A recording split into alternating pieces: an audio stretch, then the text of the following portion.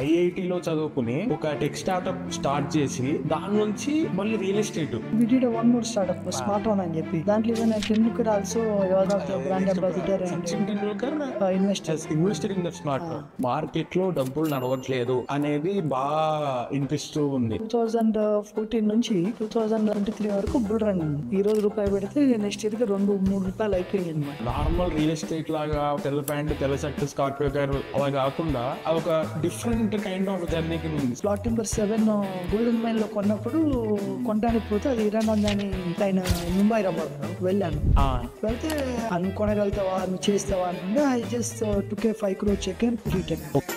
ఒక stock market లో ఎలా అయితే 1 or 2 ఎలా కొనుక్కుంటామో అలా రియల్ ఎస్టేట్ లో కొనుక్కోలేకపోతున్నాం ఎక్కడా కూడా. మేము 2019 మిడ్ లో స్టార్ట్ చేసిన దగ్గర నుంచి ఇన్వెస్ట్ చేస్తున్నాం. ఫటాఫట్ లైన్ లో కొనొచ్చినట్లయితే ఇట్స్ నాట్ దట్ ఈజీ. మనకి ఇప్పుడు తెలిసిన రియల్ ఎస్టేట్ ఏంటంటే నేను లాస్ట్ ఇయర్ కొన్నాను, ఇయర్ నేను అయితే డబ్బులు రావాలి.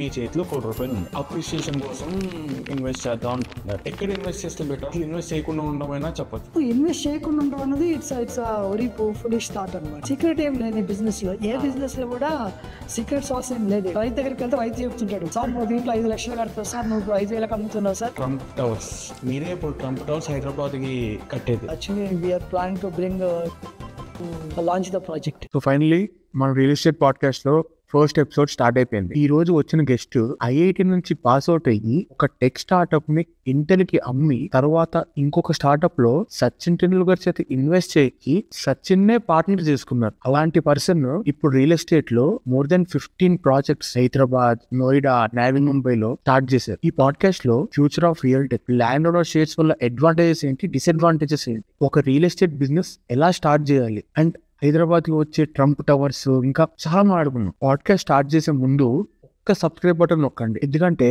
ఇప్పటి నుంచి నేను షేర్ చేసే నాలెడ్జే కాకుండా ఎన్నో మంది ఇండస్ట్రీ ఎక్స్పర్ట్స్ యొక్క పర్సెప్షన్ మీ ముందుకు తెస్తాం. దీనివల్ల మీరు తీసుకునే ఇన్వెస్ట్మెంట్ డిసిషన్ ఒక 20% అయినా బాగా వస్తుందేమో.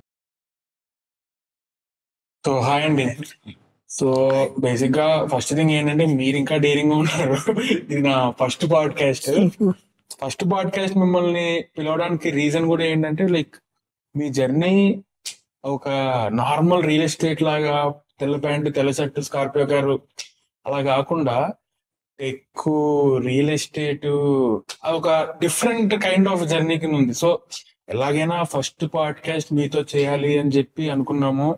లాస్ట్ 1 month నుంచి ట్రై చేస్తున్నాము. So very much happy you accepted hour invitation. It's my pleasure all the time. So కొంచెం ఆ జర్నీ షేర్ చేస్తారా? ఎలాగంటే మీరు ఐఐటిలో చదువుకుని ఒక టెక్ స్టార్ట్అప్ స్టార్ట్ చేసి దాని నుంచి మళ్ళీ రియల్ ఎస్టేట్ 3 అసలు అంటే ఐఐటి టెక్ స్టార్ట్అప్ 2 ఒకటే, కానీ రియల్ ఎస్టేట్ అనేది పూర్తిగా డిఫరెంట్. అసలు ఎలా అయ్యింది అక్కడి నుంచి ఇక్కడికి? Basically, most of our backgrounds, right? We come from villages. We come from a below middle class. Or most of our forefathers are the farmers, right? Okay, ఇక్కడ మన అందరికి కూడా ల్యాండ్ అనేది ఒక కనెక్ట్ ఉంటుంది అంతే రైట్. నేను ఫస్ట్ టైం నా ఒక కంపెనీ ఎక్విజిషన్ కానీ ఫస్ట్ వచ్చిన డబ్బులతో వెళ్ళి ఎప్పుడైతే చిన్నప్పుడు ఉన్న పొలాలు కొని చదువులకు ఇంట్లో దానికి అమ్మినవి ఉంటే సరే మళ్ళీ పొలం కొనాలని చెప్పి ఫస్ట్ డబ్బులు సంపాదించడానికి చేసిన పని ల్యాండ్ కొంటాం. అవి కాకుండా కూడా ఒక పక్కన ఐదో ఒకటి చిన్నప్పుడు ఒక 25 ఎకరాలు ఉంటే మళ్ళీ 25 ఎకరాలు కొనాలి ముందు రైట్. లైక్ ఆ విధంగా ల్యాండ్ అంటే చిన్నప్పటి నుంచి కూడా నాకు ఇష్టం. నేను చాలా మంది ఏమంటారు అంటే ఐఐటి నుంచి టెక్ నుంచి రియల్ ఎస్టేట్ అంటారు. నేనేమంటా అంటే I born and brought up as a farmer. వ్యవసాయం దగ్గర నుంచి చదువుకుని ఒక టెక్నాలజీ దగ్గరికి వచ్చినప్పుడు టెక్నాలజీ దగ్గర నుంచి రియల్ ఎస్టేట్ రావడం అంత కష్టమైంది కాదు. ఇప్పుడు ఆ రెండు ఓకే, ఐఐటి నుంచి టెక్నాలజీ పర్లేదు, రియల్ ఎస్టేట్ పూర్తిగా different. Real estate I saw it as like 4-5 tech companies చేసిన తర్వాత if I see a business అంటే ఏ బిజినెస్ చేయగలుగుతాం మనం. జనరల్ గా ఏంటంటే మనం లాస్ట్ 10-15 years చూసుకున్నాం అనుకో, lot of unorganised sectors taxi business ఉన్నది. అంటే మన లాంటి వాళ్ళు కూడా ఈ రోజు కూడా టాక్సీ బిజినెస్ చేద్దామంటే ఆలోచిస్తాం. అరే ఏమి టాక్సీ చదువుకున్నాం, టాక్సీ బిజినెస్ ఏంటిరా అన్నట్టు ఉంటుంది మనం రైట్. ఇప్పుడు టాక్సీ బిజినెస్ ఓలా ఊబర్ అయిపోయినాయి. Anybody Uber is one of the technology company. అవును. Lot of unorganized sector lo, when you look at it as an unorganized sector, it's completely nothing to relate with the technology. But if you start trying to organize it, trying to solve some of the problems, tech can solve a lot of problems. Every unorganized sector is becoming a organized sector through the technology. Correct. Taxi anadi Uber, Ola toti technology అయిపోయింది. Commerce మారిపోయింది. Agriculture నా agritech companies అంటున్నారు. Health tech companies అంటున్నారు. Finance fintech companies అయిపోయినవి. Every sector is becoming a technology oriented. So నాది last company Smartron అయిపోయిన తర్వాత I was looking at it ఒక డికేడ్ లో if I have to build a $2-3 billion company which is a sector. All friends from IIT and the previous colleagues కూర్చొని we are looking at it. Then we said, I think let's address some of the platform stories. So platform అంటే మీకు ఏమంటే technology కూడా vertical ఉంటుంది, horizontal ఉంటుంది అన్నమాట. Okay. So vertical అంటే deep technologies and there is the horizontal. It goes touching on, almost touching all. And there is the platform stories. Flipkart is a platform story. Facebook is a platform story. Uber is a platform story. Ola is a platform story అన్నమాట. Okay. So అలా అనుకున్నప్పుడు we were coining like insurance tech, fintech, health tech, agritech, reality tech. So I decided to fund some of my friends and all other verticals. ఇది insurance tech ఒకరికి, fintech ఒకరికి, agritech ఒకరికి నేను చేస్తా అనుకున్నాను. వాడికి ఒక 1 crore 2 crore చెక్ ఇస్తాను, లేదా 50 lakh చెక్ ఇచ్చి అది స్టార్ట్ చేయమని చెప్పాను. Still in touch with technology. I'm a hands-on technocrat. ఇప్పుడు ఈ రోజు కూడా నేను కోడ్ రాయగలుగుతాను. సో ఆ టైంలో I was looking like I want build one company, multi-billion-dollar company in a decade. And where we can grow lot of other companies underneath. అంటే ఇప్పుడు మనకేంటంటే ఈ రోజు Reliance can do anything, Tata can do anything, Birlas can do anything. అంటే Indian దానికి వచ్చేసరికి ఏమవుతుంది అంటే you have to build a one brand, conglomerate build చేసేసి underneath you can start experimenting lot of other things. If you experiment 10, I think at least 5-6 can succeed anamata.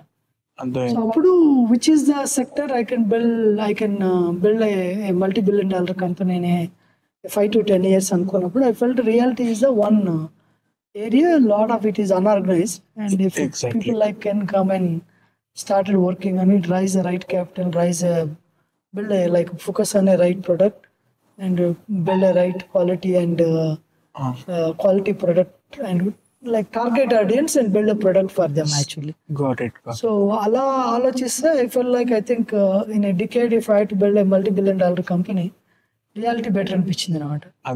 Given my experience of the technology startups and kind of then after I like started making money in the technology sector, then now my portfolio was pretty much into real estate. The kind of gain real estate has given to us or me or my friends, I felt I think if we focus more on reality sector, we can do wonders. Got it. That's why in the 2019, along with my friends, I said, okay, let me run the reality tech. So you guys go and do remaining technology companies. That's why even our IRA name is IRA Reality Tech Private Limited. Question అడగదాం అనుకున్నా. So we want to bring technology into the play, and we want to make reality as a platform story. And more like it's ఏదో ఇది ఒక పెద్ద భూతము, ఇది కొనాలి చెయ్యాలి అన్నంత ఇంత కష్టం కాకుండా eventually we want to build a platform story for the reality. Got it. So ఇప్పుడు మీరు అన్నట్టు టెక్ ని రియల్ ఎస్టేట్ లోకి ఒక ఫుల్ ఫ్లెజ్డ్ గా తెద్దాము అని చెప్పి చూస్తున్నారు కదా. సో మీరు అలా అనుకున్నప్పుడు ఫ్యూచర్ లో టెక్ రియల్ ఎస్టేట్ ని ఇలా ఇంపాక్ట్ చేయాలి, ఇలా మారాలి రియల్ ఎస్టేట్ టెక్నాలజీ పరంగా అంటే ఎలా మారాలంటారు? ఇప్పుడు simple, I just make it very simple. If you want buy a land, ఏం చేస్తావు నువ్వు? ఆ ఊరెళ్ళి పలానా ఊరైనా ఈ రోజు ఈవెన్ అపార్ట్మెంట్ కొందామన్నా కూడా నెట్ లో చూస్తావు, దాని ప్రైస్ ఏమైనా చూస్తావు. దాని తర్వాత ఈరోజు అక్కడ ప్రైస్ ఎంతో తెలియదు నీకు ఫస్ట్. అంటే చెప్తాడు, ఏదో అడ్వర్టైజ్ చేస్తాడు. అసలు ఆ ఏరియాలో ప్రైస్ ఎలా పెరిగింది లాస్ట్ 5 years లో, లాస్ట్ 3 months లో ఎలా ఉన్నది ప్రైస్ అంటే అది అసలు ఎట్లుంది, ఈ ఏరియాలో నేను పెట్టొచ్చా, లేదా ఆ ఏరియాలో పెడితే లాస్ట్ 3 years పర్ఫార్మెన్స్ ఎలా ఉంది. No data today India. అదే కాకుండా సింపుల్ లైక్ నాకు టైటిల్ ఏంటి, అరే ఇప్పుడు నేను కొనుక్కున్నాను, ఎవడైనా దీన్ని ఏమైనా టైటిల్ ఇన్సూరెన్స్ చేయగలుగుతాడు నాకు? ఏదో నువ్వు కార్ కొనుక్కున్నావు, insurance is immediate thing take it.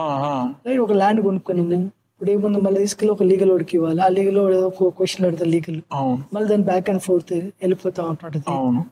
Can we have like మనం ఏదో ఒక వస్తువు కొనుక్కున్నాడు, వారంటీ గ్యారంటీ అన్ని ఉంటాయి కదా. సో ల్యాండ్, నేను ఏదో ఒక ల్యాండ్ కొనుక్కున్నా, ఒక అపార్ట్మెంట్ కొనుక్కున్నా, ఒక ప్లాట్ కొనుక్కున్నా, so everything will can come automatically, right? So title can be come, నీ ట్రాన్సాక్షన్ ఉంది, automatic title can be updated. నువ్వు కొనుక్కున్నావు, లేదా నువ్వు మార్టిగేజ్ చేసినావు, నువ్వు ఇంకోటి చేసినావు, ఆటోమేటిక్ గా టైటిల్ అప్డేట్ చేయొచ్చు కదా. It given a technology, it's like 1 second job అనమాట, టైటిల్ అప్డేట్ చేయటం అనమాట. టైటిల్ ఉంటుంది, టైటిల్ ఇన్సూరెన్స్ ఉండొచ్చు, then you will have history of that land, like price index of that land, ఎలా అయింది ఏరియాలో, ఈరోజు నేను ఇక్కడ పెడదాం అనుకుంటున్నా, లాస్ట్ 5 months 6 months ఫ్లాట్ ఉందా, ఇట్స్ గ్రోయింగ్ మార్కెట్, ఇది ఒక షేర్ కొనుక్కోవాలనుకుంటున్నావు, వెళ్ళి ఆ కంపెనీ హిస్టరీ దాన్ని మొత్తం చూస్తుంటావు కదా, 5 years data, 5 years data, 1 year, last 1 year ఏంటి అని చూస్తావు అనమాట. లాస్ట్ మార్కెట్ ఏమైనా పడుతుందా, కొంతమంది రిస్క్ బయర్స్ ఉంటారు, వాడు మార్కెట్ పడుతున్నప్పుడు ఉంటాడు, ఎందుకంటే కమ్ బ్యాక్ అని చెప్పేసి. కొంతమంది just want to buy it. So minimum things which is not available to the customers అన్నమాట. So you can add these things or also you can build a nice platform. Okay okay, అసలు different perspective. So అంటే ఇప్పుడు మీరు అన్నట్టు, ఇప్పుడు apartment లో flat rates అయితే it won't very much than 500 అటు ఇటు అవ్వదు, ఎందుకంటే like builder will sell almost at the same cost. But ఇప్పుడు అగ్రికల్చర్ ల్యాండ్స్ లోకి వెళ్ళినప్పుడు ఏమవుతుంది, ఒక రైతు అవసరం కోసం ఒక 30% 40% డిస్కౌంట్ రేట్లో అమ్ముతాడు, ఇంకొకరేమో నుంచోబెట్టి అమ్ముతాను, నేను ఇంతకైతేనే అమ్ముతాను అని చెప్పుంటాడు. ఆ డేటా యావరేజ్ చేస్తుంది కదా. ఇప్పుడు ఈ రోజే ఉన్నది హెచ్ఎంఎల్లో, ఇక్కడ వచ్చిన ఒక 500 square feet నీకు ఏదో బిజినెస్ అవసరం, నువ్వు ఒక బ్రోకర్ కాల్ చేస్తే 2 lakh ఉంటుంది సార్ అంటాడు, ఇంకొకటి కాల్ చేస్తే నేను 1 lakh అంటాడు. నీకు 1 lakh నేను నమ్మలేవు, 2 lakh నమ్మలేవు. 1 lakh అనేది ఏమన్నా డిస్ప్యూట్ అనుకుంటావు తక్కువ అంటే. అసలు ఒక పర్సెప్షన్, ఒక ఇండెక్స్ చూద్దామంటే ఎక్కడ డాటా లేదు. అసలు 2 lakh మీద ఏమైనా ట్రాన్సాక్షన్స్ అయినావా, 1.5 మీద ఏమైనా ట్రాన్సాక్షన్స్ అయినావా, ఈ ఏరియాలో 1 lakh మీద ఎన్ని ట్రాన్సాక్షన్స్ అయి ఉంటాయి. ఇప్పుడు మీరు దాన్ని started working on it. We have a platform called Rex అని చెప్పి ఐరాతో ఉంటుంది. So we started working on that platform also. బా అసలు నేను బేసిక్ గా రియల్ ఎస్టేట్ మామూలుగా ఈ వీడియోస్ చేసినప్పుడు కానీ దాని ముందు కానీ ప్రతిసారి అనుకున్నాను, ఒక స్టాక్ మార్కెట్ లో ఎలా అయితే 1 or 2 ఎలా కొనుక్కుంటామో అలా రియల్ ఎస్టేట్ లో కొనుక్కోలేకపోతున్నాం ఎక్కడా కూడా. ఎందుకు అలా లేదు అని చెప్పి అనుకుంటున్నాను, కానీ ఈ రోజు కొంచెం ఒక answer.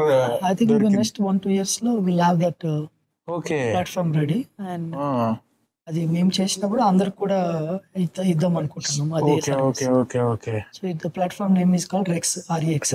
Okay great.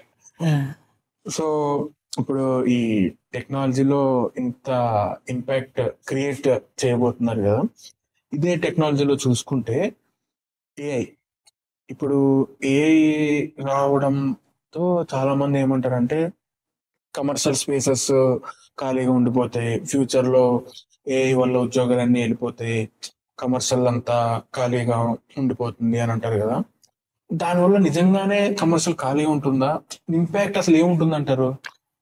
I don't think so అనమాట. Every generation whenever the technology comes, we always thought like that. ఏ అన్నది ఈరోజు కొత్త బజ్ వర్డ్ అనుకో, ఒకప్పుడు మనకి కంప్యూటర్ రాగానే బ్యాంకులలో జాబులైనా పోతాయి అనుకుంటారు, రైట్? కంప్యూటర్ వచ్చినప్పుడు బ్యాంక్ లో ఉన్న జాబులైనా పోతాయంటే మొత్తం వచ్చి కంప్యూటర్ చేసేస్తుందంట అనుకుంటారు అనమాట. See, the need for a machine to do is more and more. Today ఏంటంటే ఇక్కడ రోజు రిక్వైర్డ్ ఏంటంటే, ఒకప్పుడు మనకి బైట్స్ ఆఫ్ డేటా కన్జ్యూమ్ చేసుకునే వాళ్ళం, అది మెగా బైట్స్ అయింది. ఈ రోజు గిగాబైట్ అంటే నథింగ్ అనమాట. ఒక వీడియో అటు ఇటు తిప్పితే 1 gigabyte డేటా అనమాట. సో ఆ డేటా ప్రాసెస్ చేయడానికి నీకు సర్వర్లు ఇవన్నీ చాలా అవసరం. దీన్ని మోర్ ఎఫెక్టివ్ ఎలా చేయగలుగుతావు? Demand for a right engineer is going like ఇంతకుముందు ఏంటంటే వాడు ఏదో టెస్టింగ్ నేర్చుకున్నాడు, ఏదో ఒకటి నేర్చుకున్నాడు అంటే వాడు ఇంజనీర్ గా లైఫ్ లాంగ్ సర్వైవ్ అయ్యాడు. ఇంతకుముందు సివిల్ ఇంజనీర్ కూడా ఏదో మన అమీర్పేట దగ్గరికి వెళ్ళి ఏదో ఒక కోర్స్ నేర్చేసుకుంటే వాడు సర్వైవ్ అయిపోయాడు. సో అది ఛాలెంజ్ ఉంటుంది మనకు, అంటే కోర్ ఫోకస్డ్ అవి చేంజెస్ వస్తాయి. Unless your engineer means engineer, computer engineering చేసినోడే నువ్వు రేపు సర్వైవ్ అవుతుండొచ్చు. బట్ నీకు ఎప్పుడైనా కూడా ఈ జనరేషన్ మారుతున్న కొద్దీ the number of jobs also will multiply. Okay. ఎందుకంటే నీకు ఇంతకుముందు చూసుకున్నాం అనుకో, కంప్యూటర్ యూజ్ చేసే వాళ్ళకి ఈరోజు కంప్యూటర్ యూజ్ చేసే వాళ్ళకి, లాస్ట్ ఇయర్ ఫోన్ యూజ్ చేసే వాళ్ళకి ఈరోజు ఫోన్ యూజ్ చేసే వాళ్ళకి, ఇట్స్ మేకింగ్ లైక్ 10-20% గ్రోత్ వస్తున్నది. So every of that use right, every of data you created, every of a person getting adopted to the technology, that creates a jobs. You can't avoid it అనమాట. ఈరోజు servers ఎక్కువైపోయినాయి అనుకుందాం, సర్వర్లో కూడా people కావాలి కదా వాటిని manage చేయడానికి. రేపు వచ్చాయి అనుకుందాం, రోబోట్స్ వచ్చాయి అనుకుందాం, మేడ్స్ అంతా కూడా రోబోటిక్ చేసింది అనుకుందాం కొద్దిసేపటికి, మేడ్కి జాబ్ పోతుంది. కానీ మేడ్ కొడుకులు ఉంటాడు, వాడేమవుతాడు రేపు ఇంజనీర్ అవుతాడు. సో ఈ రోబోట్ని రేపు నీకు రిపేర్ చేయాలన్నా కూడా దాన్ని మెయింటైన్ చేయాలన్నా ఒక ఇంజనీర్ కావాలి కదా నీకు. 1000 రోబోట్స్ ఉంటే నీకు దానికి కనుక ఇంకొక 100 పీపుల్ అయితే కావాలి కదా రోబోట్ని మేనేజ్ చేయడానికి. వాటిని సర్వీస్ చేయాలి, దాన్ని సాఫ్ట్వేర్ని ఎప్పుడెప్పుడు అప్డేట్ అవుతుందా లేదా చూసుకోవాలి, దానికి రిపేర్స్ వస్తాయి, దాన్ని చేయడానికి కావాలి, ఎంత ఇంజనీర్సే కదా రేపు చేయాల్సింది. సో ఎవ్రీ జనరేషన్ థింగ్స్ అనమాట. ఇప్పటి నుంచి కదా ఇండస్ట్రీ రెవల్యూషన్ వచ్చిన దగ్గర నుంచి people always have this concern అనమాట. ఇట్స్ ఆల్వేస్ లైక్ అంటే లైక్ నీకు అప్గ్రేడేషన్ ఆఫ్ ద స్కిల్. మన చిన్నప్పుడు ఇప్పుడు మేము బయటకు రాగానే ఫస్ట్ టైం ఏదో జావాలో 100 లైన్లు కోడ్ రాస్తే గ్రేట్ అనేటువంటిది ఇంజనీరింగ్ టైంలో. ఈ రోజు మామూలు వాడు ఫస్ట్ ఇయర్ ఇంజనీరింగ్ వచ్చేసరికి వాడికి పైథాన్, జావా, C++ వాడు రాసేస్తుంటాడు అనమాట. అది so all the time there is a challenge. అంటే ఇది టెక్నాలజీకి హ్యూమన్కి ఆల్వేస్ ఛాలెంజ్ ఉంటుంది. But always a human will outperform the technology and he will reinvent the better things. He will try to create a better things for the next generations. ఇప్పుడు మీరు ఇందాక అన్నారు కదా servers ఇవన్నీ. ఇప్పుడు బేసిక్గా రీసెంట్గా చూసుకుంటే లాస్ట్ ఒక 5 years లో ఈ డేటా సెంటర్స్ అని చెప్పి మనకి చాలా ఎక్కువ వస్తున్నాయి. ఇప్పుడు ఆ బెంగళూరు హైవేలో చూసుకుంటే Amazon data centre, Microsoft data centre, ఆ చందన్ వల్లి సెజ్ ఆ దగ్గరలో. సో ఇప్పుడు బేసిక్గా ఆ డేటా సెంటర్ రావడం వల్ల నేను ఇన్నది ఏంటంటే డేటా సెంటర్లో ఎక్కువ మంది వర్క్ చేయరు, దాని పక్కన ల్యాండ్ కొనుక్కుంటే ఎంప్లాయ్మెంట్ విపరీతంగా వచ్చేసి, అంటే ఇప్పుడు ఇక్కడ ఎలా అయితే ఎంప్లాయ్మెంట్ క్రియేట్ అయ్యి జనాలు ఉన్నారో, ఒక ఎన్విరాన్మెంట్ క్రియేట్ అయిందో, అక్కడ ఇప్పుడు ఏంటంటే ఇదిగో మైక్రోసాఫ్ట్ వచ్చేసింది, డేటా సెంటర్ వచ్చేసింది, ఇక్కడ గజం 30,000 గజం 40,000 అని చెప్పి అమ్మేస్తున్నారు. బట్ కొన్ని మంది అనేది ఏంటంటే ఆ డేటా సెంటర్ లో జనాలు ఎక్కువ వర్క్ చేయరు, దానికోసం అంతెందుకు పెట్టి కొనడం అనేది. దానికి గురించి ఒకసారి అది కరెక్ట్ ఎనాలిసిస్. అది డేటా సెంటర్ వచ్చినంత మాత్రాన జాబ్స్ వస్తాయని, ఆ పక్కనే జాబ్స్ వస్తాయని ఏం లేదు. బట్ కమర్షియలైజేషన్ అవుతుంది. ఇప్పుడు ఒక మైక్రోసాఫ్ట్ డేటా సెంటర్ వచ్చింది అనుకో, దాని పక్కన యాపిల్ డేటా సెంటర్ రావడానికి ఛాన్సెస్ ఎక్కువ. ఎందుకంటే ఆ ఏరియాలో నీకు ఏదో గిగాబిట్ ఫైబర్ ఉండొచ్చు, నీకు పవర్ కనెక్షన్ ఉండొచ్చు. ఇప్పుడు నీకు ఒక డేటా సెంటర్ రన్ కావాలంటే 2 or 3 నీకు జెన్కోస్ ని కనెక్ట్ చేసి ఉండాలి ఆ ఏరియాలో. ఎందుకంటే ఏదైనా ఒక జెన్కో పోయింది అనుకో, డేటా సెంటర్ రేపు బ్యాటరీస్ మీద నడుస్తుందంటే నడవదు అనమాట. So the 2-3 types of the power supply required for a data centre అనమాట. ఒక ఏరియాలో ఆ డేటా సెంటర్ వచ్చిందంటే నెక్స్ట్ రేపు గూగుల్ స్టార్ట్ చేయడానికి, ఇంకోటి స్టార్ట్ చేయడానికి వెరీ హై ప్రాబిలిటీ. ఎందుకంటే అది కావాల్సిన ట్రాన్స్మిషన్, కావాల్సిన infrastructure that area already have it. ఆ బేస్ మీద ఆ ల్యాండ్ ఇండెక్స్ చేంజ్ కావచ్చు అనమాట. ప్రతి చోట్ల ఏంటంటే మనకున్న ఒక ప్రాబ్లం ఏంటంటే ఎవ్రీ చోట మనం లేఅవుట్ అంటాము, లేఅవుట్ వేసేద్దాము, రేపు జనాలు వచ్చి ఉంటారు అనుకుంటారు. ఆ పర్స్పెక్టివ్ స్లోగా చేంజ్ అవుతుంది. People will start getting adapted. అది ఇండస్ట్రియలైజేషన్ దగ్గర ఇండస్ట్రియలైజేషన్ లేఅవుట్స్ రావాలి, పీపుల్ ఉన్న దగ్గర పీపుల్ ఉన్న లేఅవుట్లు రావాలి. అండ్ ఇంకోటి ఏంటంటే ఈ రోజు ఆఫీస్ పక్కన ఇల్లు ఉండాలని ఎవడు అనుకోవట్లేదు. నువ్వు ఒక 20 నిమిషాలు 30 నిమిషాలు డ్రైవ్ కూడా people like started seeing everything as the experience. ఇంటి పక్కన ఆఫీస్ ఉందని కూడా some people they don't like to walk. వాడికి డ్రైవింగ్ ఇష్టం. రోజు వాడు కొనుక్కున్న BMW ఒక 20-30 నిమిషాలు డ్రైవ్ చేసి వాడికి ఎప్పుడో ఏ రోజు మనిషిలో వాడు కూడా మ్యూజిక్ వినాలి కదా. Some people are enjoying the drive. ఏంటంటే వాడు మంచిగా అవుటర్ రింగ్ రోడ్ మీద వెళ్ళి ఒక 30 నిమిషాలు సాంగ్స్ విని ఆఫీస్కి వస్తే ఈ ఫీల్స్ లైక్ వెరీ అంటే వాడు అంటే ఈ జస్ట్ ఎంజాయ్స్ ద రైడ్ అనమాట. వాడు ఆ కార్ డ్రైవ్ అన్నది వాడికి అది ఒక meditation. Some people are feeling like that. People the mentality also you will have a different kind of sector of people will you see it అనమాట. ఆ communities are very very different అనమాట. Plus నాకు ఏమనిపించింది అంటే spending power అనేది ఒకప్పుడు literally ఇప్పుడు father generation అలా చూసుకుంటే మనం మెయింటెనెన్స్ ఎక్కడ తక్కువ ఉంటుంది, రెంట్ అంటే 5,000, ఇప్పుడు మెయింటెనెన్స్ 10,000, మెయింటెనెన్స్ 20,000 అనే స్టేజ్ కి వెళ్ళిపోయింది. మన జనరేషన్ కి లాస్ట్ జనరేషన్ కి ఏంటంటే ఇండియా ఏంటంటే ఒకప్పుడు యువర్ సేవింగ్ ఎకానమీ, ఫ్యూచర్ కి ఏంది, ఫ్యూచర్ కి ఏంది. నా లైక్ కిడ్స్ అన్న మన కిడ్స్ కి మనం చెప్పినా కూడా మీదేమో నాకు అక్కర్లేదు, నా ఐడెంటిటీ నేను క్రియేట్ చేసుకుంటాను అన్నది దట్ ఈస్ స్టార్టెడ్ హ్యాపెనింగ్ అనమాట. నా so now people like they think like మనం ఆస్తులు పిల్లలకి ఇచ్చినా కూడా వాళ్ళని పాడు చేసిన వాళ్ళం అవుతున్నాం. వాడి బ్రెయిన్ ని వాడికి వాడు ఈ bond with some brain set కదా, వాడిని ఎందుకు దాన్ని మిస్యూజ్ చేయాలి. So lot of kids also they are like want to grow as independent, they want to do they whatever they like to do it. So నాకేదో ఉన్నది కాబట్టి ఆ life స్టైల్ని ఇక్కడ యూజ్ చేయాలి అన్నది కాదు. అంటే మినిమం అంటే ఈరోజు ఏంటంటే ఒకటి వన్ ఆఫ్ ద వెరీ అంటే you will see revolutionary changes in India next 10-20 years అనమాట. ఎందుకంటే వెల్త్ ఏంటంటే క్రియేట్ చేస్తున్నారు. ఈ వెల్త్ ని మనం సేవింగ్ అని వెళ్ళిపోయి దాన్ని ఎటు కాకుండా యూజ్ కాకుండా ఒక దగ్గర మనం ఏది ఒక లాకర్ రూమ్ లో బంధించినాం అనుకో, దాని వల్ల వచ్చేది ఉండదు. బట్ వెరీ అంటే నెక్స్ట్ నీకు 10-20 years లో ఏమవుతుంది అంటే ఈ వెల్త్ అంటే కూడా it comes in to the market అనమాట. ఇప్పుడు యుఎస్ లో నువ్వు వెళ్ళావు, ఏదో ఒక చిన్న ఐడియా వేసుకుని నువ్వు 10 doors కొడితే ఎవడో ఒకటి నీకు $50,000 $100K USD చెక్ రాస్తాడు. ఇండియాలో అది ఇంపాసిబుల్ అనమాట. నువ్వు నువ్వు 10 సార్లు వాడికి వెళ్ళి డోర్ కొట్టావంటే ఏదో ఈ పర్సనేజ్ చూసి ఏదో పిల్ల ట్రై చేస్తున్నాడు కదా అని ఎవడో ఒకటి చెక్ రాస్తాడు అనమాట. ఇండియాలో అది చూడం అనమాట మనం, ఎందుకంటే నేను సంపాదించింది నా పిల్లలకు కదా అనుకుంటాడు. యూఎస్ నాడు పోయేలోపు అని దాన్ని ఏదో ఒకటి చేసిపోవాలనుకుంటాడు అన్నట్టు. అయితే అంటే చేస్తాడు దాన్ని కూడా వెల్త్. ఇప్పుడు బిల్ గేట్స్ అందరూ చూసినాడు 99% of wealth they put it. అంటే ఏదో నువ్వు ఫిలాంథ్రపీ అంటే ఏదో పనికిరాని దానాలు చేయటం కాదు వాళ్ళు. మనకేముంది దానాలు అంటే మనం గుడికి ఇస్తాము, ఇంకోటి అట్లా ఇస్తాం. వాళ్ళ దానాలు అంటే పర్పస్. ఒక 10% వెల్ఫేర్ ఆఫ్ ద సొసైటీ, ఒక 10% న్యూ వ్యాక్సిన్ డెవలప్ చేయడానికి, ఒక దాంట్లో 30-40% న్యూ ఎంటర్ప్రెన్యూర్స్ ని ఎంకరేజ్ చేయడానికి. So the thought process has to be changed అనమాట. అది చేంజ్ వస్తుంది వెరీ సూన్. అది చేంజ్ వచ్చినప్పుడు ఏంటంటే ఇంకా నీకు ఇండియాలో దాచిపెట్టిన లాకర్లో దాచిపెట్టిన వెల్త్ బయటకు వచ్చిందంటే అది ఇండియాని ఎవరు పట్టుకునేది. సో ఇండియా చూసుకుంటే బేసిక్ గా మనం లాస్ట్ 10 years లో మన హైదరాబాద్ భారీ గ్రోత్ చూసింది. బట్ ఇప్పుడు ఏంటంటే అదొక స్పెక్యులేషన్ అవ్వచ్చు, లేదంటే ఒక రూమర్ అవ్వచ్చు, ఏదైనా అవ్వచ్చు, మార్కెట్ లో డబ్బులు నడవట్లేదు అనేది బాగా వినిపిస్తూ ఉంది.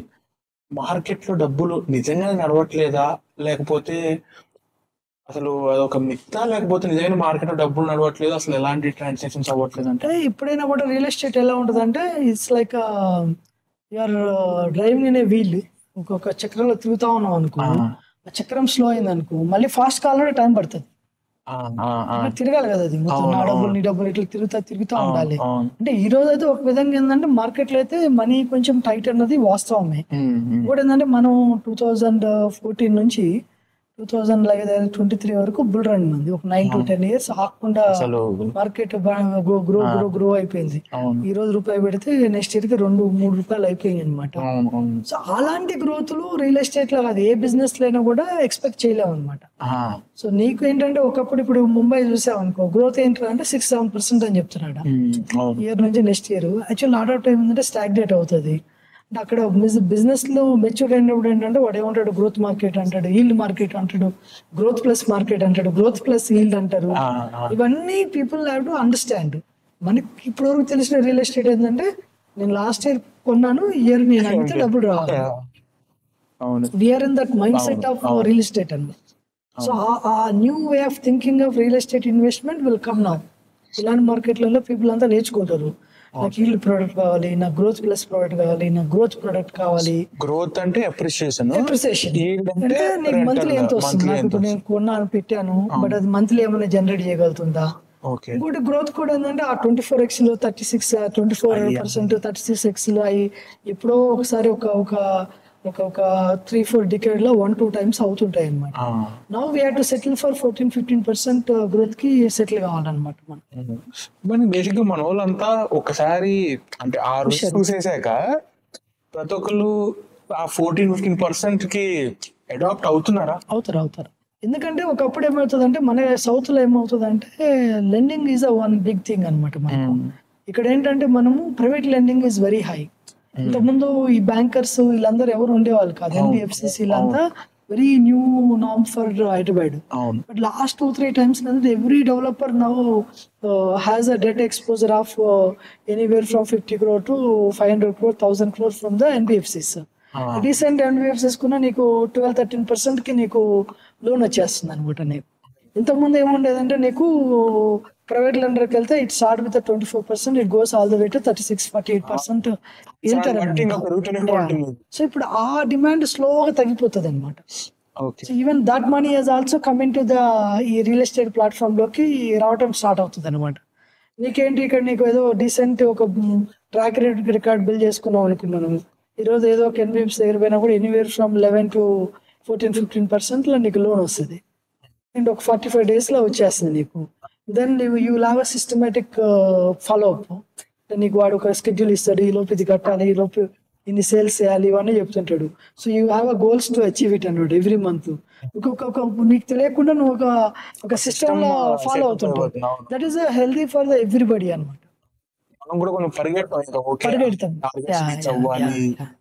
సో ఆ 9 years బుల్ రన్ ప్లస్ ఈ గవర్నమెంట్ చేంజెస్, కొన్ని గవర్నమెంట్ పాలసీస్, ఇవన్నీ కూడా కొంత ఈ స్లో డౌన్ కి కారణం అని నేను చెప్పగలుగుతాను. the way the last government operate, the way the current government operates. Last time ఏంటంటే పర్మిషన్స్ అంటే 30 days 45 days లో వచ్చి ఉండేవి. సో అవన్నీ కూడా లిటిల్ బిట్ ఆఫ్ ఇంపాక్ట్ ఉంటాయి. ఎప్పుడైనా గవర్నమెంట్ చేంజ్ అయినప్పుడు ఆ ఇంపాక్ట్ అయితే బిజినెస్ మీద ఉంటుంది. నేను అంతకన్నా డీటెయిల్ గా ఎక్స్ప్లెయిన్ చేయలేను కానీ, but yeah that new government also need to see it అనమాట. What is required for industry, ఎక్కడ అసలు ఎందుకు బ్రేక్ అవుతుంది, ఆ ఫండమెంటల్స్ అర్థం చేసుకొని ఎక్కడెక్కడైతే బ్రేక్స్ అవుతున్నాయి, ఎందుకు అసలు పర్మిషన్స్ లేట్ అవుతున్నాయి, మొత్తం క్లియర్ ఉన్న ఫైల్ ఎందుకు రాదు, ఇలాంటి వాటిలో కూడా ఏంటంటే they have to start paying attention అనమాట.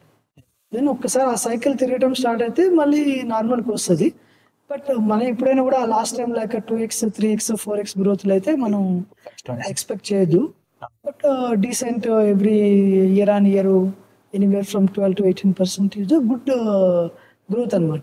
జనరల్గా ఏంటంటే నీకు GDP 6-7% ఉన్నప్పుడు 2x of that is a pretty good industry to be in అనమాట, any given point of time. So ఇప్పుడు మీరు నాకు అన్నట్టు కొన్ని పాలసీస్ లైక్ ఇప్పుడు హైడ్రా అవ్వచ్చు, లేదా ఏంటిది FSI తీసేస్తారేమో, అంటే అన్లిమిటెడ్ ముందు ఎక్కువ ఏంటంటే అన్లిమిటెడ్ FSIs ఉండేవి, ఇప్పుడు ఏంటంటే అన్లిమిటెడ్ FSI తీసేస్తారేమో అనే సిచ్యువేషన్ వస్తుంది. ఆ అన్లిమిటెడ్ FSI కనుక తీసేస్తే హైదరాబాద్ రియల్ ఎస్టేట్ కి మంచి జరుగుతుంది అనుకుంటున్నారా, బ్యాడ్ అంటే ఏదైనా కూడా నేనేమంటానంటే ఈవెన్ హైడ్రా కావచ్చు, అన్లిమిటెడ్ FSI కావచ్చు, 111 కావచ్చు, తీసేయటం ఇవన్నీ కూడా నేను చాలా మంది చెప్తుంటాను బిజినెస్ లో కూడా, it has to be incremental. Change should not be destructive అనమాట. Change has to be constant, but change has to be incremental అనమాట. ఓవర్ నైట్ నువ్వు డిసిజన్ తీసేసుకొని చేయొద్దు అనమాట. ఏ ఇండస్ట్రీ అయినా కూడా it doesn't like it, it has to be slow. ఇప్పుడు హైడ్రా కూడా తీసుకొచ్చిందంటే ఇంతకుముందు ఇరిగేషన్ డిపార్ట్మెంట్ లో ఉన్నాయి, అన్ని ఉన్నాయి కదా, అది పని చేయనప్పుడు హైడ్రా అంటారు. హైడ్రా కూడా పని చేయకుండా మేము తీసుకొస్తాం మనం. ఇంతకుముందు కూడా నీకు లేక్స్ అన్ని ప్రొటెక్ట్ చేయాలంటే నీకు సిస్టమ్ అయితే ఉన్నది కదా, నీకు రెవెన్యూ ఉన్నది, రేపు నీకు బాడీస్ ఉన్నాయి, HMD ఉంది, GHMC ఉన్నది, నీకు మళ్ళీ ఏదైనా నీకు పర్మిషన్ ఇవ్వాలంటే FTL, బఫర్ జోన్ ఇవన్నీ చేయడానికి ఇరిగేషన్ డిపార్ట్మెంట్స్ ఉన్నాయి. మరి ఆ డిపార్ట్మెంట్స్ ఎందుకు అసలు చేయలేకపోయినవి? So you're adding one more bureaucracy layer. మనం India is run by the bureaucratic and political system. ఇప్పుడు అది చేయలేనప్పుడు కొత్త ఇన్స్ట్రుమెంట్ ఎలా చేస్తుంది? మేబీ ఒక 5 months చేస్తారు. ఇది కూడా మళ్ళీ అది కరప్టెడ్ అంటే ఇది కూడా కరప్ట్ అవుతుంది. రేపు ఇది కరప్ట్ అంటే 3 తీసుకొచ్చామంటే అది కూడా కరప్ట్ అవుతుంది. సిస్టమ్ లో ఎక్కడ లూప్ హోల్స్ ఉన్నాయి, ఎక్కడ సెట్ బ్యాక్స్ చూసి కరెక్ట్ చేయాలి మనం. ఆ కరెక్షన్ కూడా స్లోగా చేయాలన్నమాట. ఓవర్ నైట్ వచ్చి చేస్తే ఇండస్ట్రీ, నో ఇండస్ట్రీ అండి, ఇది ఒకటే రియల్ ఎస్టేట్ అంటే కాదు, no industry will like it అనమాట. సో ఆ చేంజెస్ ఎప్పుడైతే పాలసీ చేంజెస్ ఇవన్నీ కూడా it has to be incremental, స్లోగా ఉండాలి. సో ఒక్కొక్క దాని మీద ఒకటి దాని మీద చేసుకుంటూ చిన్నగా ఒక్కొక్క మనం వెనుపూత రాసుకున్నట్టు పోతా ఉంటుంటే యు సీ లైక్ అది ఏదైనా టఫ్ తీసుకురావాలన్నప్పుడు లాట్ మోర్ లైక్ మనం అంటాం కదా, వెనుపూస లాగా రాసుకుంటూ పోతుంటే ఈజీ అవుతుంది. టఫ్ డిసిషన్స్ అంటే నీకు ఏమైనా ఇండస్ట్రీ ఇప్పుడు ఒకటి మన తెలంగాణలో ఏంటంటే real estate is one of the biggest industry, the people see it as industry. దీనికి ఏమైనా అయింది అనుకో, హోల్ లైక్ నీకు day to day running of the government becomes very tough అనమాట. సో ఇప్పుడు అది కాకుండా మనం చూస్తే ఇప్పుడు వేరే స్టేట్స్, ఇప్పుడు తమిళనాడు అవ్వచ్చు, కర్ణాటక అవ్వచ్చు, కేరళ అవ్వచ్చు, బేసిక్ గా మనం ఎలాంటి ఎలాంటి స్కామ్ అయినా ఏదైనా కూడా సంథింగ్ అది ఎలా అవుతుందంటే సమ్ ఇరిగేషన్ ప్రాజెక్ట్ లోనే అవుతుంది. తెలంగాణలో వచ్చినప్పటికి ఎవ్రీథింగ్ ఆ ల్యాండ్ కి సంబంధించిన దాంట్లోనే ఉంటుంది కదా. ఆ ఇప్పుడు మామూలుగా మీరు స్టార్టింగ్ చూస్తే టెక్ నుంచి ఇలా వచ్చారు. మామూలుగా ఏంటంటే ల్యాండ్ ఎక్వైర్ చేసేటప్పుడు కానీ ఏం చేసినా కూడా ఏంటంటే మనం కొంచెం ఆ క్వాలిస్లు, స్కార్పియోలు అలా వెళ్ళి ఆగి వాళ్ళతో మాట్లాడి ఆ టైప్ ఉంటుంది. ఫస్ట్ లో ఆ ప్రాబ్లం ఫేస్ చేయలేదా? వెరీ అంటే మీకు నాకు ఫస్ట్ మేము 2019 మిడ్ లో స్టార్ట్ చేసిన దగ్గర నుంచి సో మన దగ్గర మనీ ఉన్నది, ఇన్వెస్ట్ చేస్తున్నారు, ఫటాఫట్ లైన్లో కొనొచ్చని పోతే ఇట్స్ నాట్ దట్ ఈజీ. నాకు ఫస్ట్ ప్రాజెక్ట్ నేను డబ్బులు పెట్టి కన్సీవ్ చేయడానికి అంటే లిటిల్ కూడా అంటే మనకు టీం కూడా కావాలి, ఇంపార్టెంట్ కదా. నేను we started with 4-5 people. Your 100 square feet shed office లో రియల్ ఎస్టేట్ కంపెనీ స్టార్ట్ చేసాం. ఎవరు కూడా అలా చేయరు అనమాట. కోవర్కింగ్ స్పేస్ లో మేము రియల్ ఎస్టేట్ కంపెనీ స్టార్ట్ చేసాం అనమాట. So just like tech company లాగా I said the team has to go through that experience. అది ఒక మెమరీ లాగా ఉండాలి అన్నట్టు చేసాం అనమాట. 100 square feet అనమాట అది. సో ఆ నుంచి మేము ఫస్ట్ బ్రిక్ పెట్టడానికి నాకు 2.5-3 years పట్టింది. 2.5 years పట్టింది. ఫస్ట్ ఒక సైట్ వెళ్ళి పెట్టి దాని పర్మిషన్లు, దాని లీగల్, దాని రిజిస్ట్రేషన్స్. ఒక 10 ఎకరాలు ఉంటే ఒకడు 1/2 acre ఉంటాడు, లాస్ట్ లో నేను రానంటాడు రిజిస్ట్రేషన్. అంటే నీకు పోనీ రూపాయి ఎక్కువ ఇస్తారా అంటే నాకు రూపాయి వద్దు సార్, నిన్న నాకు ఏదో కాల్ వచ్చింది, నాకు ఈ ల్యాండ్లు కావాలి, నాకు ఈ ల్యాండ్ ఉంచుకుంటా అంటాడు. ఆడెవడో మధ్యలో ఉంటాడు. నేను పక్కన జరగకుండా ఒక్కొక్క రైతు జరగని అంటాడు అనమాట.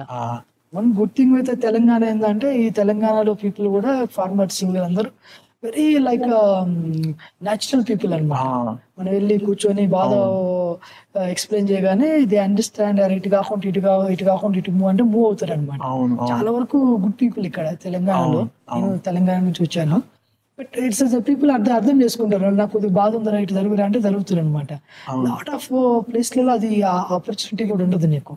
అది ఇవ్వనంటే ఇవ్వనన్నాడు అనమాట అది. సో బట్ నువ్వు పోవాలి, కూర్చోవాలి, ఆ ర్యాపోర్ట్ పెంచుకోవాలి, పిలవాలి, వాడితో మాట్లాడాలి. సో పేషెన్స్ ఉండాలి అనమాట. నీకు నాకు ఉండాలి వాళ్ళతో. దే ఆల్సో ఫీల్ లైక్ మనం ఏదో మోసం చేయట్లేదు వీళ్ళు, ఫీల్ ఇవ్వాలి. ఒకటి న్యాచురల్ నాకు నేను being a comes from my village background, farming background రావడం వల్ల ఐ ఆల్వేస్ లైక్ అనమాట. ఉపయోగపడింది. వెళ్ళి ఎవరితో మాట్లాడాలి, ఫార్మర్ తో మాట్లాడాలి, ఎవరినైనా ఒప్పించాలి అన్నా కూడా ఐ థింక్ దట్ న్యాచురల్ గా క్వాలిటీ ఉండే నాకు.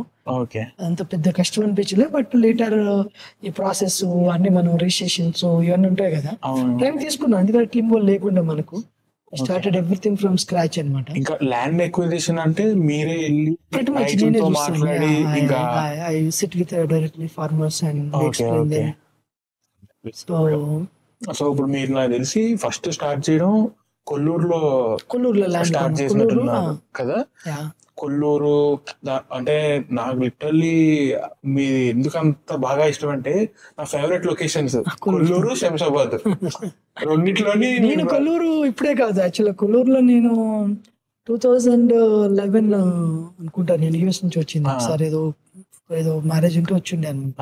అప్పుడు అవుటర్ రింగ్ రోడ్ కూడా జస్ట్ దేవర్ ఫార్మింగ్.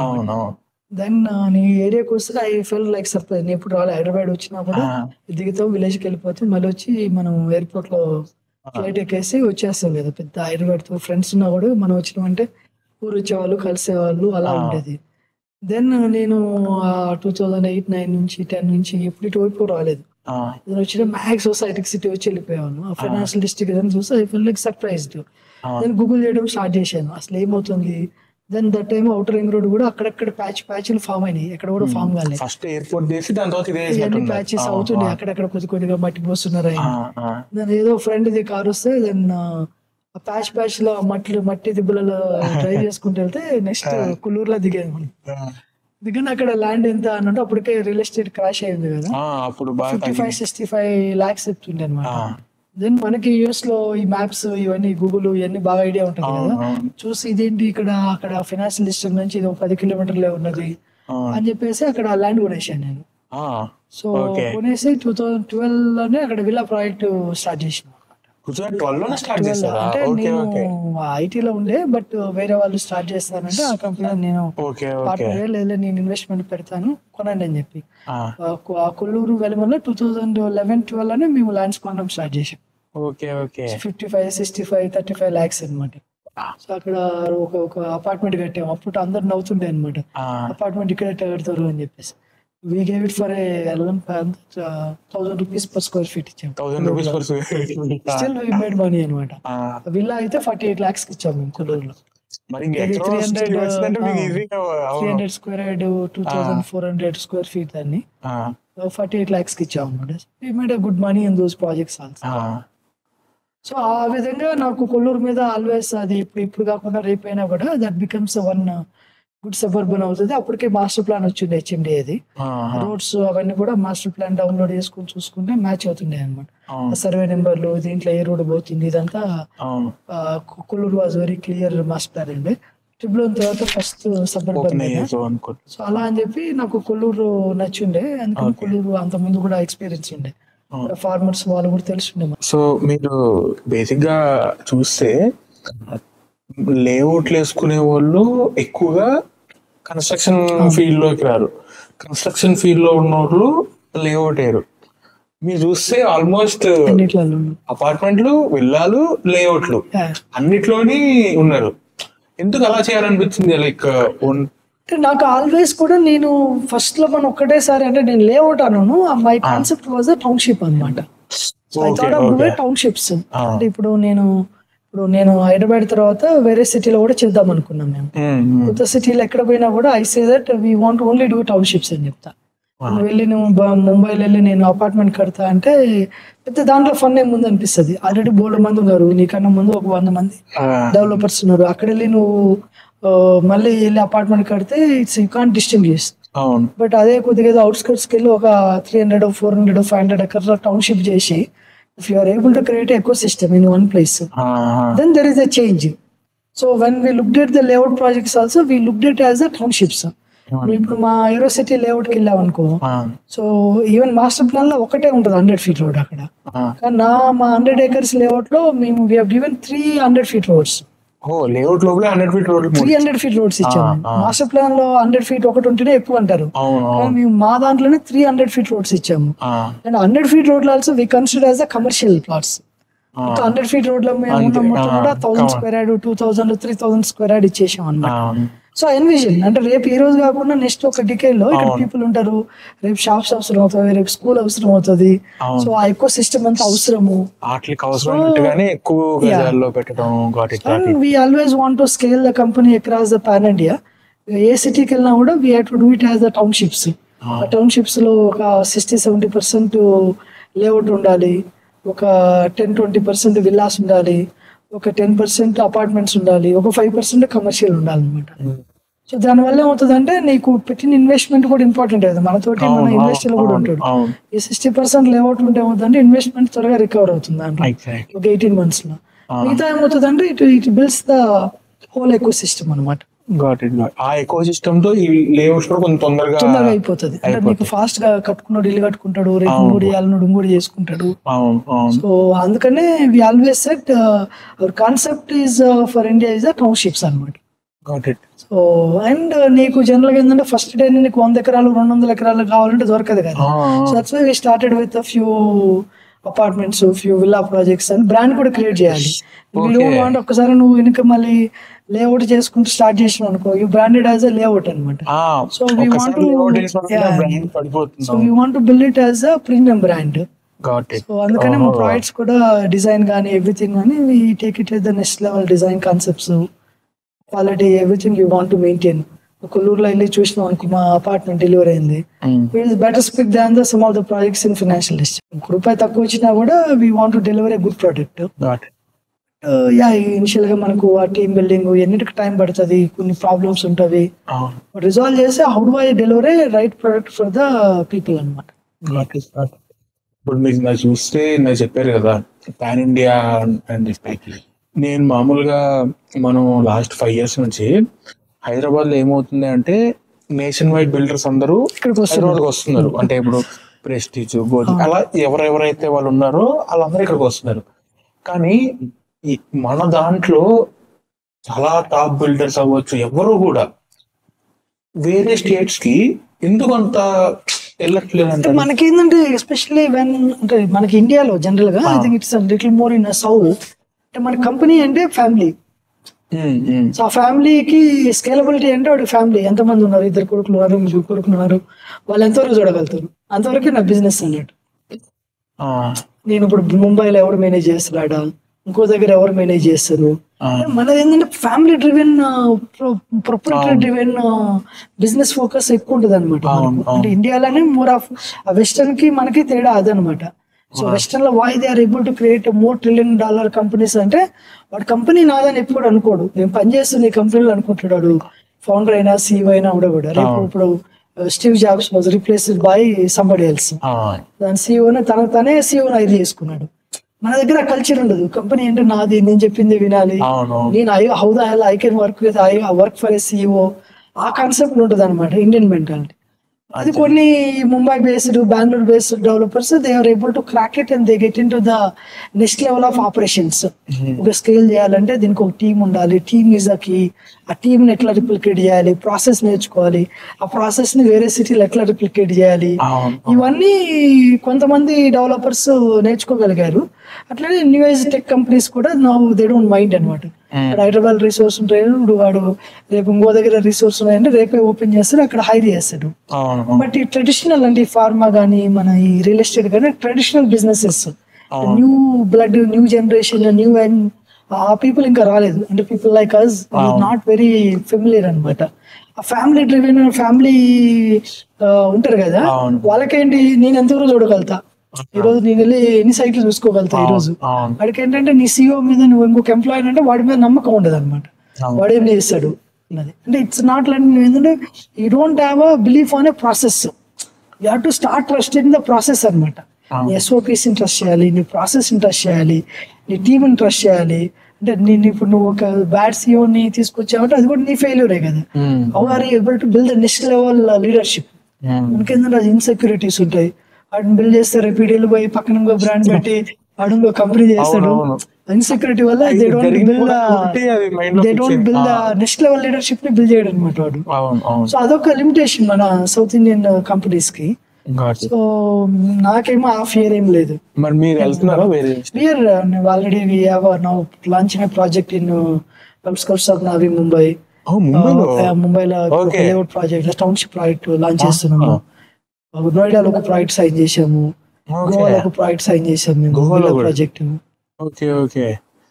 నోయిడా అంటే గుర్తుకొచ్చింది, మామూలుగా ఢిల్లీలో ఇప్పుడు బాగా రేట్లు ఏదో మొన్న 80 కోట్లు కాబట్టి అసలు అంత వర్త్ ఉందా నిజంగానే? It's all right. How many people you are able to create? Rich people you are how many billionaires you are able to create అనమాట in that city. On that city, right? ముంబైకి NCR కి అదొక opportunity అనమాట. మనకి హైదరాబాద్ కూడా ఏంటంటే lot more startups has to come. The wealth creation ఏంటంటే అంటే ఫ్యూ ఫ్యామిలీస్ కాకుండా డైవర్సిఫై కావాలి. మనలాంటి వాళ్ళు ఒక 10 మంది పుట్టారనుకో, అది మార్కెట్ ఆపర్చునిటీ కదా. 10 మంది కూడా they dream to have 15 crore 20 crore home కదా. సో అది కూడా మనకు సౌత్ కి వచ్చేసరికి అది ఒకటి అనమాట, more family driven wealth creation కాబట్టి వాడు మొత్తం అక్కడే ఉంటది అనమాట. సో అది కూడా చేంజ్ అవుతుంటది ఇంకా రాను. ఇప్పుడు మనకి హైదరాబాద్ నుంచి కూడా ఒక 4-5 startups they are at unicorn level. దాంట్లో 10-20 మంది ఎంప్లాయీస్ అయినా they would have made few million dollars. వాళ్ళందరూ కూడా they aspire to buy a better product for their life కదా. సో అది స్లో వస్తుంది, but that has to be lot more thicker, lot more entrepreneurship driven, lot more entrepreneurs has పుట్టాలి, leadership has to be grown. మనకి western ఏంటంటే ఒక company ఉందనుకో, Apple, Cisco, Intel, వాడు ఎవడో ఎంప్లాయీ, వాడు మంచి టెక్ ప్రిన్సిపల్ ఇంజనీర్ వచ్చేసి వాడు కొత్త ఐడియా తోటి కంపెనీ పెడదాం ఉన్నాడు అనుకో, వాడిని ఎంకరేజ్ చేస్తారు. ఇది చేసేసే ఎవరు నేనే ఫండింగ్ ఇప్పిస్తా, వాడికి ఇప్పిస్తా, వీటితో ఇప్పిస్తా అని. మన దగ్గర ఏంటంటే వాడిని కిల్ చేసేస్తాం. They see it as opportunity, ఏదో కొత్తగా ఆలోచిస్తున్నాం, ఇటు బయట పోయి చేయని లాట్ ఆఫ్ టైం ఆ కంపెనీసే ఫండ్ చేస్తాయి అనమాట వాడిని. మనదేమో అసలు మన కింద ఎవడన్నా మనకన్నా బెటర్ ఆలోచిస్తే తొక్కేయాలని చెప్పి తొక్కేస్తాం. అంటే ఆల్ దీస్ అంటే మనకి హైదరాబాద్ లో కూడా ఎంతమంది బిలియనర్లు ఉన్నారు కదా, everybody should put $100 million as a fund అనమాట. ఫండ్ పక్కన పెట్టి చేస్తే యూ సీ హైదరాబాద్ కూడా 80 crore 90 crore 100 crore అపార్ట్మెంట్స్ కొనేవాడు వస్తాడు, చేసేవాడు వస్తాడు. అంతే. సో మీరు నాకు అన్నట్టు బేసిక్ గా ఫ్యామిలీ డ్రివెన్ కింద ఉన్నాయి కదా చాలా వరకు బిజినెసెస్. ఫ్యామిలీ డ్రివెన్ కాకుండా లెటర్స్ ఇప్పుడు నేను కంపెనీ పెట్టాను, చాలా పెద్ద, ఇప్పుడు మీరు పెద్ద కంపెనీ అయింది అనుకుందాం. నేను ఎవరో ఒకరిని ఇప్పుడు ఇది ఫ్యామిలీ డ్రివెన్ గా కాకుండా ఏమన్నా ఇప్పుడు సిఇఓ సిటిఓ లెవెల్లో వేరే ఎక్కడ ఒక చోట నుంచి హైర్ చేసుకుంటే దేర్ ఆర్ ఛాన్సెస్ లైక్ ఈ మన దగ్గర ఇన్ఫర్మేషన్ తీసుకుని వేరే కంపెనీకి వెళ్ళిపోయి, బికాస్ ఇలాంటి కంపెనీస్ లో high level information should be very confidential. ఒకసారి బయటకు వెళ్ళిందంటే కొంచెం చాలా డిస్ట్రప్షన్స్ వస్తాయి, అలా అయ్యేదానికి ఛాన్సెస్ ఉంటుంది కదా. అదే ఇప్పుడు ఇది అయ్యేటట్టుంటే దిస్ కూడా హ్యాపెన్ అక్రాస్ ద వరల్డ్. నువ్వు సిఇఓని సిటిఓని సిఎఫ్ఓని సిఓని ఎట్లా రిటర్న్ చేసుకుంటావు మనం? Giving equity. వాడికి కూడా ఎంతో కొంత షేర్ ఇచ్చావు అనుకో, నువ్వు ఉంటాడు ఒకడు, ప్రతి ఒక్కడికి ఆస్పిరేషన్ ఉంటుంది. వాడు 1 crore సాలరీ వస్తుంటే ఒక 20 crore 30 crore వెల్త్ ఎలా క్రియేట్ చేసుకోవాలంటాడు. If you show the path why he will go. 1 point అంటే you want go, let him go నా. వాడు ఇప్పుడు ప్రాజెక్ట్ చేద్దాం అనుకుంటాడు, నువ్వే ఫండ్ చేయ ప్రాజెక్ట్ ని. నీ దగ్గర ఒక 5 సంవత్సరాలు పనిచేశాడు, 10 సంవత్సరాలు పనిచేశాడు, ఒక 20 కోట్లు 30 కోట్లు సంపాదించుకున్నాడు అనుకుందాం. వాడికి ఏదో ఐడియా వస్తుంది, సార్ నేను ఏదో మొత్తం గ్రీన్ బిల్డింగ్ కడదాం అనుకుంటున్నాను, ఇది నా కాన్సెప్ట్, దీనికి అమ్ముదాం అనుకుంటా అన్నాడు అనుకో, లాడో ఈ మేబీ మేక్ సెన్స్. వాడికి ఏదో ఇప్పుడు వాడి వెళ్ళి చేయాలన్నా మళ్ళీ వాడికి ఏదో ఇన్వెస్టర్ కావాలి కదా, నువ్వే ఫండ్ చేయ వాడికి. స్టార్ట్ చేస్తే ఓకే, పక్క కంపెనీకి అంటే ఎందుకు వెళ్తాడు అంటున్నా. ఇప్పుడు నువ్వు వాడిని బాగా చూసుకుంటున్నావు, నువ్వు వాడికి ఎనఫ్ ఇన్సెంటివ్స్ ఇస్తున్నావు, 1-2 అవుతూనే ఉంటుంటాయి. బట్ దానివల్ల ఈ రోజు ఏమంటది అంటే ఇట్స్ నాట్ అబౌట్ నీ సీక్రెట్ ఏం లేదు ఈ బిజినెస్ లో. ఏ బిజినెస్ లో కూడా సీక్రెట్ సాస్ ఏం లేదు ఇక్కడ. ఇక్కడ ఏంటంటే నీకు ఆ డిసిప్లిన్ ఉండాలి, ఎగ్జిక్యూషన్ ఉండాలి, టీమ్ ఎట్లా బిల్డ్ చేస్తావు, క్యాపిటల్ ఎలా తీసుకురాలుతావు, ఇవి సీక్రెట్స్. ఈ సీక్రెట్ ఇప్పుడు రియల్ ఎస్టేట్ లో వాడు మన రైతు దగ్గరికి వెళ్తే రైతు చెప్తుంటాడు, సార్ నువ్వు దీంట్లో 5 లక్షలు కడతావు సార్, నువ్వు ఇప్పుడు 5,000 అమ్ముతున్నావు సార్, నీ కన్స్ట్రక్షన్ కాస్ట్ 3,000 అవుతుంది సార్, లేదా 2,000 అవుతుంది సార్, నీకు 5 లక్షలు కట్టాలంటే ఇంత సార్, ఇంత నీకు దీంట్లో 50 కోట్లు వెళ్తున్నాయి సార్, వాడే లెక్కలు చెప్తాను నీకు. ఇది అమరావతికి వెళ్ళినప్పుడు బాగా ఎక్కువ చూసాను. వాళ్ళు ఏంటంటే ఇప్పుడు ఒక 3 ఏళ్ళు మనం కష్టపడి ఒక సంపాదించి ఎంత లాభం అయితే వస్తుందో ఆ లాభం కూడా ఆ ల్యాండ్ కే రావాలని చెప్పి ఆ మొత్తం ఇంత ల్యాండ్ మొత్తం ఈ రోజు దీంట్లో పెద్ద సీక్రెట్ సాస్ ఏం లేదు. మోస్ట్ ఆఫ్ ద బిజినెస్ లలో పెద్ద సీక్రెట్ ఫార్ములాస్ ఏం లేవు అనమాట. దీన్ని ఈ రోజు నీకు నేను మొత్తం అంతా చెప్పినా కూడా నీకు ఎండ్ ఆఫ్ ద డే నీకు క్యాపబిలిటీ ఉండాలి.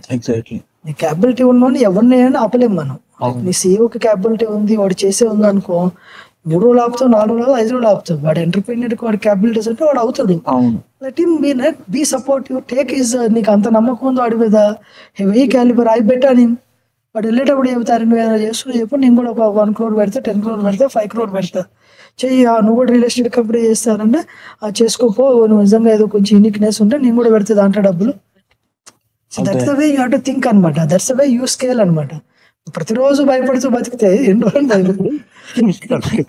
నీ ఎంప్లాయీ వెళ్ళి నీ కంపెనీ పెట్టి వాడు వస్తున్నాడు అనుకో, నువ్వు షేర్ తీసుకుంటే నీకు రేపు కాంపిటేటర్ కాదు కదా వాడు. వాడు గ్రో అయితే నీ కంపెనీ కూడా గ్రో అవుతున్నట్టు ఇండైరెక్ట్ గా. ఆ మెంటాలిటీ రావాలన్నమాట మనకు. వచ్చినప్పుడు ఆ భయం ఉండదు, ఫియర్ ఉండదు అనమాట. Got it. ఇప్పుడు మామూలుగా ఇందాక మనం అనుకున్నట్టే, ఒకవేళ ఈ మామూలుగా ఇప్పుడు ఇది చూసే వాళ్ళకి లెటస్ ఎవరి చేతిలో ఒక 2-3 crores ఉన్నాయి వాళ్ళ దగ్గర, వాళ్ళు రియల్ ఎస్టేట్ లో ఏదో చేద్దాం అనుకుంటున్నారు. ఏదో కన్స్ట్రక్షన్ అవ్వచ్చు, లేఅవుట్ అవ్వచ్చు, లేకపోతే ఏదో. మీరు వాళ్ళకి ఇచ్చే ఒక మంచి ఐడియా ఏంటంటే, ఇప్పుడు మీరు చేసేది కొంచెం లార్జ్ స్కేల్ ప్రాజెక్ట్స్ కాబట్టి ఒక 2-3 crores ఈ రోజు స్టార్ట్ చేసే వాడికి మీరు ఇచ్చే బెస్ట్ ఐడియా ఏంటి? ఒకటి ఆపర్చునిటీస్ ఏంటంటే ఈరోజు they can do a layout, they can do a villa, they can do a apartment. I say that think about a niche product అంటాను. ఏదైనా యూనిక్ తీసుకుందని చెప్తాను నేను. Maybe they can do a small retail shop, 10,000-20,000 square feet. Like targeted for electronic shops కోసమే అనమాట. నేను కుక్కడపల్లిలో 20 వెళ్ళిపోతే నేను వెళ్తే ఏదైనా ఫోన్ కొనుక్కోవచ్చు. ఒక 5,000 square feet, 10,000 square feet. ఇక్కడ 2 కోట్లు వెళ్ళి ఎవరికో జేడీ ఇచ్చేసేసి JD అడ్వాన్స్ చేసి స్టార్ట్ చేయొచ్చు. Then you can some shops you can rent it out, some shops you can lease it out. Day వన్నే చేయొచ్చు. మొత్తం ఒక కాన్సెప్ట్ నీట్ గా వాడు ఒక ఫైనాన్షియల్ క్లోజర్ చేసుకోగలిగితే ఈ డే వన్నే మొత్తం ప్రాజెక్ట్ అంతా వాడు మొత్తం ఒక సబ్మిట్ చేస్తే అయిపోతుంది. బ్యాంక్ కూడా వస్తాడు, వాడు వస్తాడు, వీడు వస్తాడు, కొన్నోడు వస్తాడు, లీజ్ తీసుకుని అన్ని నీకు వర్కౌట్ అవుతాయి. Start thinking about from I start to end అంటా నేను. ఈ రోజు 3 కోట్లు నువ్వు ఈ 3 కోట్లు ఎక్కడ స్పెండ్ చేయాలి, ఏ ప్రాజెక్ట్ చేయగలుగుతావు? మేబీ బొట్టిక్ రిసార్ట్ 10-20 రూమ్స్ కట్టాము మనం, చేయగలుగుతాను నేను. ల్యాండ్ కి కాస్ట్ అవుతుంది, ల్యాండ్ కొనాలంటే నాకు సరిపోవు. Can I take a land for lease for the 20-30 years and create a model out of it, right? నీకు క్రియేట్ చేస్తావు, ఇన్ఫ్రాస్ట్రక్చర్ క్రియేట్ చేస్తావు, లీజ్ ఇట్ అవుట్ చేస్తావు. చాలా కొత్తగా ఆలోచించాలి. అందరూ చేసిందే లేఅవుట్ నేను కూడా చేస్తాను బయలుదేరే బదులు స్టార్ట్ థింకింగ్. నేనేమంటా అంటే or like some time you pick back. నేను చాలా మందికి మన దగ్గర ఏంటంటే ప్రతి చోట నేనే ఉండాలనుకుంటాం అనమాట. అట్లా కాకుండా you take a brand, somebody else as tag along. నేను ఉంటాను, నేను నీ బ్రాండ్ ఇస్తావా నాకు, ఈ ఏరియాలో నీకు బ్రాండ్ ప్రెజెన్స్ లేదు కదా, ఇంత చిన్న ప్రాజెక్ట్ నువ్వు చేయకుండా వచ్చేమో. ఇప్పుడు నేను టైరా బ్రాండ్ ఒక 1 acre అపార్ట్మెంట్ అంటే నాకు ఇంట్రెస్ట్ ఉండకపోవచ్చు. ఏమో నువ్వు వచ్చావు, నా దగ్గర ఒక 2 కోట్లు 3 కోట్లు అనేది, నేను కూడా రియల్ ఎస్టేట్ చేద్దాం అనుకుంటున్నా. కన్విన్స్ పీపుల్ అనమాట. Can I work with you, can I take your brand, right? నేను మీ బ్రాండ్ పెట్టుకొని మీ ప్రాజెక్ట్ పక్కన 1 acre సో నేను చేసుకోవచ్చు. ఉంటాయి, అన్ని ఉంటాయి. సార్ మీకేం కావాలో చెప్పండి. సో మేబీ నేనేమనొచ్చు, నువ్వు 2-3 కోట్లు పెడుతున్నా, నేను కూడా ఇంకొక 1 crore పెడతా, 2 crore పెడతా, నువ్వు చేసుకోపో, మరి నువ్వు అంత ఉండాలి. బ్యాక్గ్రౌండ్ కన్విన్స్ అనమాట. నీకు నిజంగా ప్రొఫైల్ బాగుంది, ఇంతకుముందు ఏదో నువ్వు మంచి పని చేసావు, ఏదో ఐటీ స్టార్ట్అప్ చేసావు, ఇంకొక కంపెనీ చేసావు, ఇంకోటి చేసావు, ఏదో నీకు family background already into the business side anything అనమాట. ప్రతి మనిషికి ఎడ్యుకేషన్ ఉండక్కర్లేదు, ప్రతి మనిషికి వాడు ఒక టెక్నాలజీ స్టార్ట్అప్ ఎగ్జిట్ అయ్యి ఉండక్కర్లేదు. Sometimes family background helps. అవునవును, రైట్? వాడికి ఒక రెప్యుటేషన్ ఉండొచ్చు, ఒక ఫీల్డ్ లో జ్యువెలరీ షాప్ ఉండొచ్చు, వాడికి ఒక హాస్పిటల్ ఉండొచ్చు, వాడికి లేదా హోటల్ ఉండొచ్చు. Family is in to the business దాంట్లో కదా. సో నీకు తెలియకుండా నీకు చిన్నప్పటి నుంచే కొన్ని అలవాటు అయిపోతాయి అనమాట. నీకు రొటీన్ గా అదేదో చేయడం ఇష్టం, కొత్తగా ఏదో చేయాలనుకుంటున్నావు, దెన్ నీకు తెలియదు, you pick back with somebody else అనమాట. So that's like a smart way you have to start working with the people. So దానివల్ల ఏమవుతుంది, it's win win for me. నాకేమవుతుంది, బ్రాండ్ ఇచ్చాను, నాకు కావాలంటే వాడికి అంతా హెల్ప్ చేసి పెడతా, వాడికి ఒక ప్రాసెస్ ఇస్తా, వాడికి ఒక CRM ఇస్తా, వాడికి ఒక కన్స్ట్రక్షన్ మేనేజ్మెంట్ సాఫ్ట్వేర్స్ ఎవ్రీథింగ్ చెప్తా కదా. వాడు కనుక ట్రాన్స్పరెంట్ ఉండంటే ఈజీగా వాడు ఏమవుతుంది, నాకు 1 year 2 years పట్టిన లర్నింగ్ వాడికి 2-3 నెలలు వచ్చేస్తాయి. I say that you start learning with guys. 2-3 ప్రాజెక్టులు చేస్తావు, తర్వాత నీకు కావాలంటే నీ బ్రాండ్ నువ్వు క్రియేట్ చేసుకో. రాంగ్ లేదు దాంట్లో. That's new model. The young people have to start thinking అన్నమాట. Got it. సో మీరు చూసుకుంటే మీరు ఫస్ట్ ప్రాజెక్ట్స్ కొల్లూరు, శంషాబాద్ ఇక్కడ స్టార్ట్ చేశారు ఏంటంటే, కానీ అసలు మెయిన్ అయిన కోకాపేట్ ని ఫస్ట్ వదిలేశారు. ఇప్పుడు కోకాపేట్ లోకి వచ్చినట్టున్నారు కదా. లైక్ ఎందుకు అంటే, లైక్ ఫస్ట్ కోకాపేట్ మామూలుగా ఏంటంటే ఒక మెయిన్ ఏరియా కవర్ చేసాక దాని తర్వాత సబ్ ఏరియాస్ కి వెళ్తారు కదా. మీరు సబ్ ఏరియాస్ నుంచి మెయిన్ ఏరియాకి ఎందుకు? It's 2 ways to look at it. We started doing a land acquisition in the main area and the sub areas. Okay. ఒకటి ఏంటంటే మనం startup company, I treat Aira as real estate startup company అని చెప్తాను అనమాట. Right? నీ capital నీకు limited ఉంటుంది, నీ ఇన్వెస్టర్స్ లిమిటెడ్ ఉంటారు. సో లిమిటెడ్ క్యాపిటల్ ఉంటుంది. లిమిటెడ్ క్యాపిటల్ లో మనకి చిన్న ప్రాజెక్ట్ చేయడం ఇష్టం ఉండదు, పెద్ద ప్రాజెక్ట్ చేయాలి. సో అట్లాంటప్పుడు నీకు జనరల్ గా అవుట్స్కట్స్ కి వెళ్తే పెద్ద ప్రాజెక్ట్ చేయొచ్చు, అది ఒకటి. అలానే నీకు కోర్ ఏరియాలో ఏదైనా ల్యాండ్ నీకు JDA కావాలి, ఇంకోటి కావాలంటుంటే నీకెందుకు ఇస్తారు? లాట్ ఆఫ్ బిగర్ ప్లేయర్స్ ఉన్నారు కదా, నేను కొంటానా కూడా నేను అమ్మడు ముందు. అరే నీకెందుకు ఇవ్వాలి ల్యాండ్, అసలు నువ్వు ఇస్తావా ఇవ్వవా అని ఉంటుంది. నాకు అది మన ప్లాట్ నెంబర్ 7 గోల్డెన్ మైల్ లో కొన్నప్పుడు కొనడానికి పోతే అది ఇరానంద అని ఆయన ముంబై రమ్మన్నాడు, వెళ్ళాను. వెళ్తే ఆయన వాజ్ లైక్ చూడగానే ఆయన నువ్వు కొనగలుగుతావా, నువ్వు చేస్తావా అంటుంటే I just took a 5 crore cheque and put it అనమాట.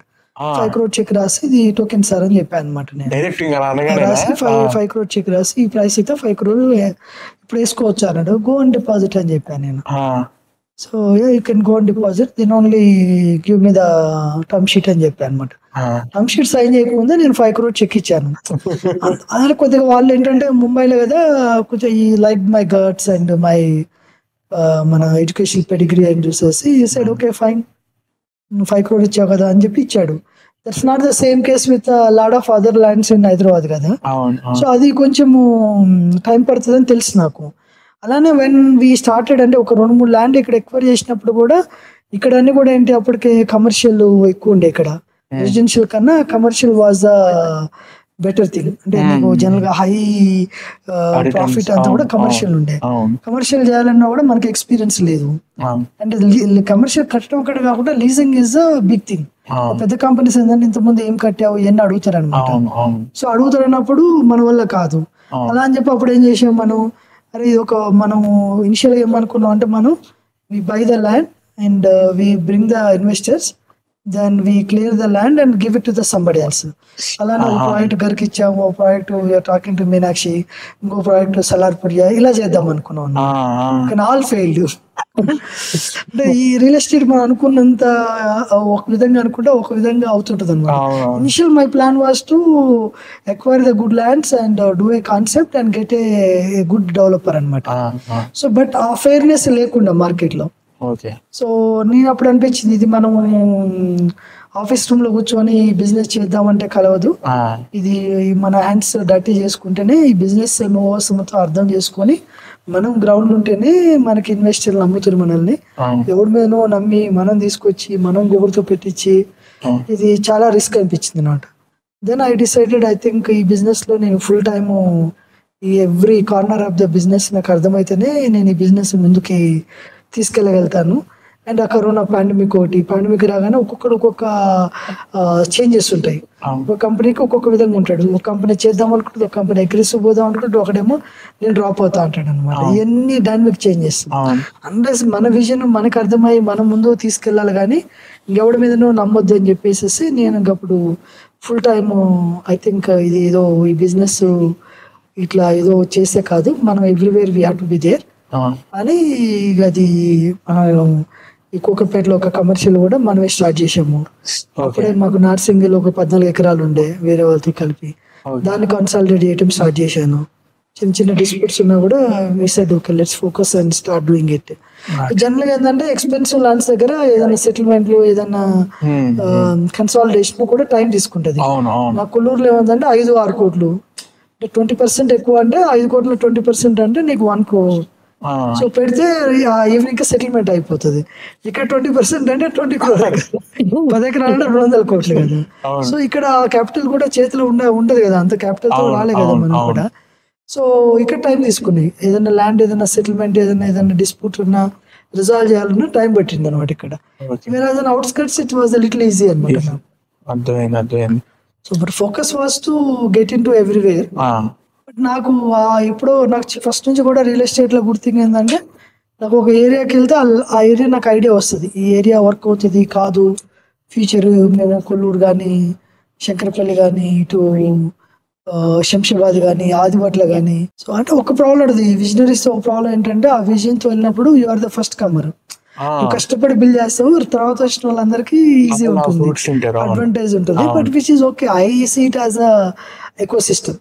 మనం నేను ఏంటంటే every business every entrepreneur everybody has to be healthy and healthy అనుకునే టైప్ మనం. సో ఆ ఏరియాలో బిజినెస్ గ్రో అయిందా కాలేదా చూస్తాం, మనకి ఎంత వచ్చింది, మనం పుట్టినప్పుడు ఏమి తీసుకురాలేదు ఇక్కడికి అన్నట్టే ఉంటది అనమాట. సో అందుకనే పెద్ద దానికి నేను ఎవ్రీబడి అంటున్నా కూడా పెద్ద I don't feel I take it as a proud అనమాట. నేను వెళ్ళాను, నేను స్పాట్ చేశాను, నేను బిల్డ్ చేశాను అన్నది ఉంటది. ఇప్పుడు బేసిక్ గా అసలు మెయిన్ క్వశ్చన్, అసలు మెయిన్ టాపిక్ టవర్స్. బేసిక్ గా ఏంటంటే ట్రంప్ టవర్స్ ఎందుకని అసలు ఏంటి ట్రంప్ టవర్స్ అంటే, ట్రంప్ ఇంకా మీరు పార్ట్నర్ అంటే మీరే ఇప్పుడు ట్రంప్ టవర్స్ హైదరాబాద్ కి కట్టేది. సో ట్రంప్ టవర్స్ అంటే అసలు ఏంటంటే మీరు ట్రంప్ పార్ట్నర్షిప్ అంటే డొనాల్డ్ ట్రంప్ పార్ట్నర్షిప్ లో చేసే ప్రాజెక్ట్ అది, లేకపోతే వాళ్ళు ఏమన్నా ఒక ఫ్రాంచైజీ మోడల్ అసలు? బేసికల్ గా ఏంటంటే ట్రంప్ పార్ట్నర్షిప్ అని కాదు, ఇది యాక్చువల్ గా మనం బ్రాండ్ యూజ్ చేస్తాం వాళ్ళది.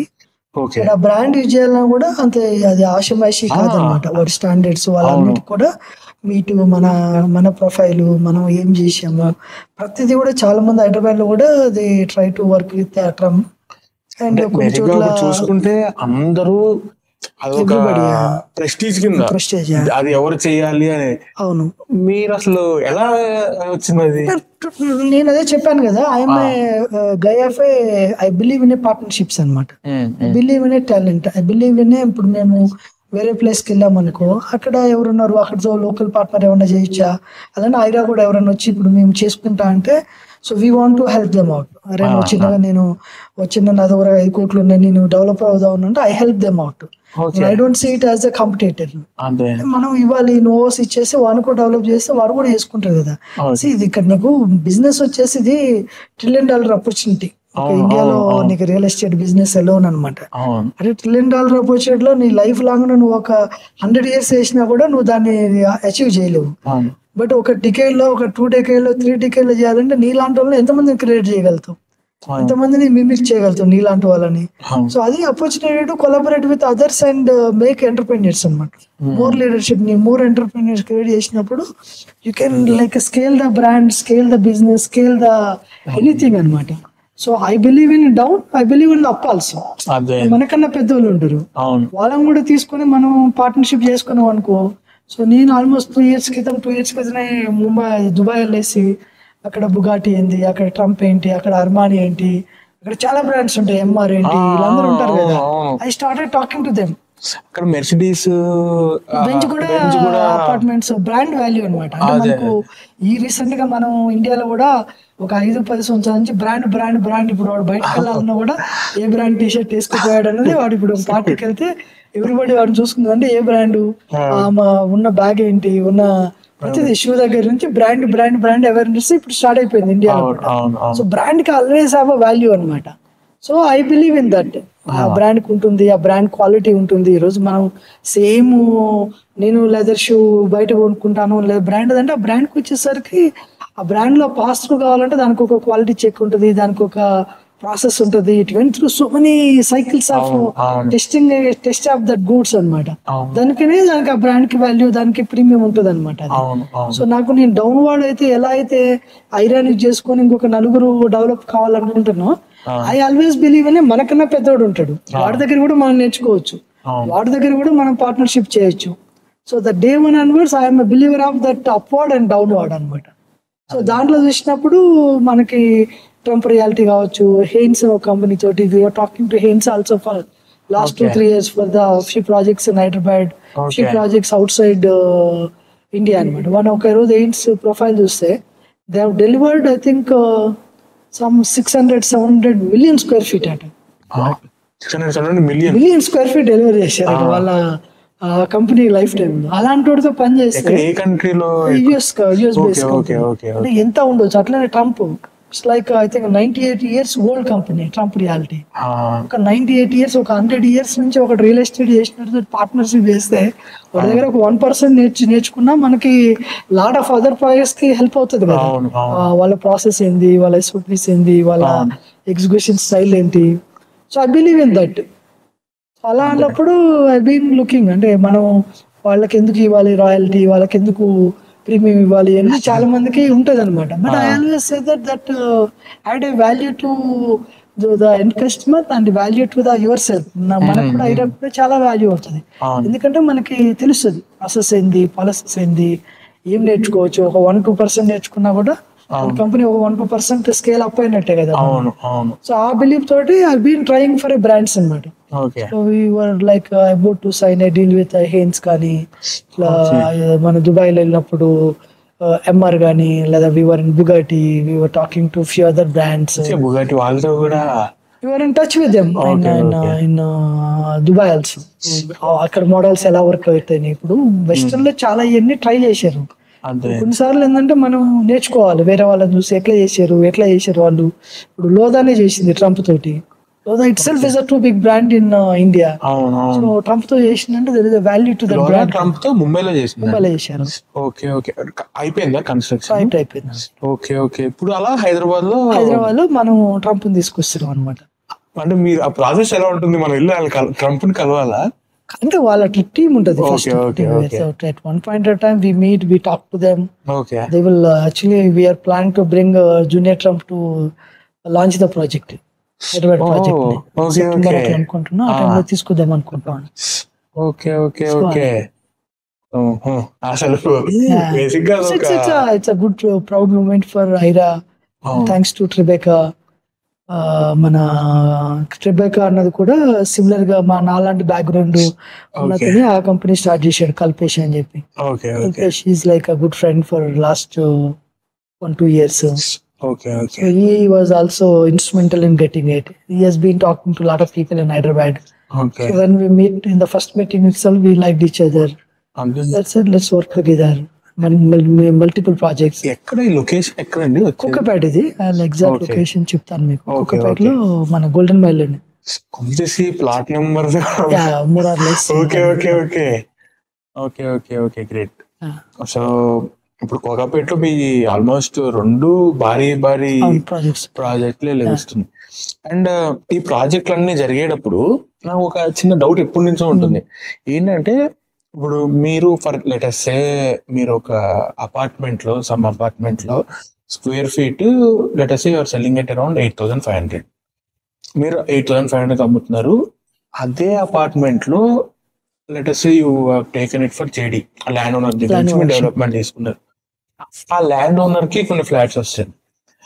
అతను అతను ఇంత మార్కెట్ చేసుకోలేడు ఆయన కాబట్టి 7,500 7,800 అలా ఏజెంట్లకి ఇచ్చుకుని అలా అమ్మేస్తూ ఉంటాడు. సో అప్పుడు జనాలందరూ ఇంటికి వస్తుంది కదా, ఇంత పెట్టి ఎందుకు కొనడము అనే ఆలోచన రాదా? అంటే అట్లా ఎంతవరకు కరెక్ట్?